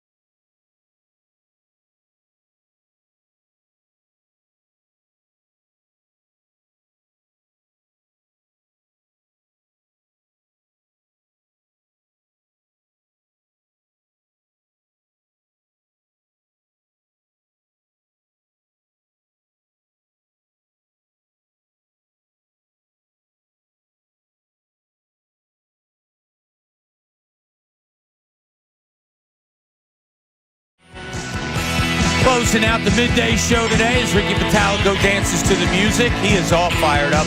Jamal Hutchinson, I owe you an apology. Yeah. I put one line to the other. Neil Deaver, as much as we love you, it was Jamal Hutchinson who said, I can do without Euro John, but he can't make it down anyway for FanFest. So I apologize to Neil and to Jamal. Great line. I can do without Euro John. So the time has come. Time has come. We can wait no longer. Amy Fadul, judge, jury, Your Honor. What do we have as the runner-up? The runner-up? As the best answer of what, when it comes to sports, I could do with this. Jay in West Philly going with the Celtics. I got a good laugh out of it. He goes with the whole entity. Yeah. Celtics, just wants the whole thing to be done. Okay, that's our runner-up, And it started Jay. the whole conversation about, like, banishing an entire franchise by buying it. I thought that was good stuff. So Love it. Jay in West Philly, he was the runner-up. That was a very good one. And he was the front runner for a while. Late entries. Late entries, our winner for FanFest tickets number 2. And the top answer of the day from Amy Fadul is... Vlad from Northeast. Everybody getting an all-star in Major League Baseball's all-star game. Every team needing representative. That's by far. As soon as he said that, I was like, that's absolutely just... It's the terrible thing. It's there perfect. it is. There That's it is. the winner. All right, the winner. Congratulations to both of them. We have your information. We will get in touch with you and get you a pair of FanFest tickets. All right, we got Phillies tonight, 7 o'clock. Late start. Late start. Ray loves this late start. Can't stand the 6:40 start. This proper start. 6:40's improper. Is it improper? Yeah. 7 o'clock. Start the ball game then. Does the 20 minutes make that much of a difference to Yes. you? In what what way? In terms of, well, one, if I'm home, I'm more of a like 6:15, 6:30 dinner type of guy. I like to be able to eat and then go sit down. And then on top of that, if I'm headed down to the ballpark, What are you, 90? you have 20 more minutes. No, I prefer my meal to be at 6:15, maybe no 6:30. TV at the dinner table, man. What? Yeah, you don't watch TV. You actually enjoy eating and sitting with the people that you're eating with. And then, all right, it's over. Let's go sit and watch Do you the game. normally sit with people when you I eat? mean, my roommates, yeah, if they're there. I eat dinner But and if talk they're to not them. there, what do you do? Well, then I'm probably not there. I don't do a lot of This that. is very interesting. And then So if you're were going you down to the annoyed game, last night that we were actually having dinner during the Phillies no, game? absolutely not. So I had was to go somewhere else. over, pull the TV off the wall because, it hangs out, and turn angle it, yeah. and angle it towards Ray while we were eating last night. And also, if it was, you timed it out where we would have eaten before, to be fair. That was outside of your control. Interesting. Yeah, the pizza place messed up a little bit. Like, we walked in, and I'm like, yeah, I got 2 for Donna. And the girl's looking around. Then she goes to the guy, and she's like, where's the 2 pizzas for Donna? And the guy's literally, like, hitting the dough with his hands. And he goes, I'm about to make it. And I was like, I showed the lady. I said, it said it was going to be ready, like, 4 minutes ago on my phone. You haven't even put it in the oven? It'll be just 10 minutes. No, I don't want to. Pizza was good, though. That's good. Quite good. Yeah, I prefer like sitting at a if I go like sitting at a bar and watching the game. Like I like that Yeah. while I'm eating. Oh, yeah, that's a I great get some snackies. thing to Well, that's do. different. That's out. Okay. I'm talking about being home. And so But okay. like, of all of us, Yeah, those this of is us the who most have surprising. kids that are married, I would think your dinner time, Ray, is a little bit flexible. Yeah, but also going down to the ballpark, that's 20 more minutes to get down there. 20 more minutes to You live meet in the people. city. Yeah. Just But plan you get earlier. home. You get home 20 minutes earlier. I'm looking out for the people that got to drive in, Yes. too. And it also helps. Well, it's helpful, but also helps you on your post-game celebrations. The bar is still completely jumping because people are just arriving because the game ended early. It's going to end around 9:30. We'll be fine. I Bar's going to be jumping regardless. I find it funny. I would not have complained about anything of 20 minutes starting time when I was, like, if I was in your situation. I don't think I would have noticed. Yeah, right? Well, that's also my entire life was 7 o'clock, and now 6:45 rolls around. Well, you missed the first out of the game. What do you mean your entire life was 7 o'clock? My entire life, The games were they weren't always. up until like 2-3 years ago. Yeah, I got used to it. 7 o'clock, I'm used to. I'm stuck in my ways. You're going to at be my on this old earth age. for 75 more years. Like, you can, I you would can bet kind the of under on like, that. I would significantly bet the under on that. I would kind of like be a little bit more able to like change Roll lifestyle with at your the point. Yeah. I think you should be good. 75 more years. Christopher Sanchez on the mound tonight. Confidence, Aim? I have good confidence in him. Yeah? Yeah, I like the home. I think it was a bit of a blip. More of a blip the last outing where he gave up the... Here's hoping. All right, give me one prediction for tonight. I will make mine first. I say I say the same lineup is rolled out there. Amy? With the Pache being different? Maybe Pache's in a sub for Rojas, but I don't know. I'll say the lineup is exactly the same. Roll it back. Schwarber goes yard. I took my hat off for one last night, didn't I? You did. Was that Schwarber? It was. Yeah. Okay, we were at the house, and I said, he's got one. Yeah. I took the hat off, and my daughter was like, you don't have any hair. Whatever. But what do you got, Ray? Home run for Harper. Harper home run. All We right. thank you for joining us. Best show ever coming up next. Thanks for joining us, everybody. We'll talk to you tomorrow.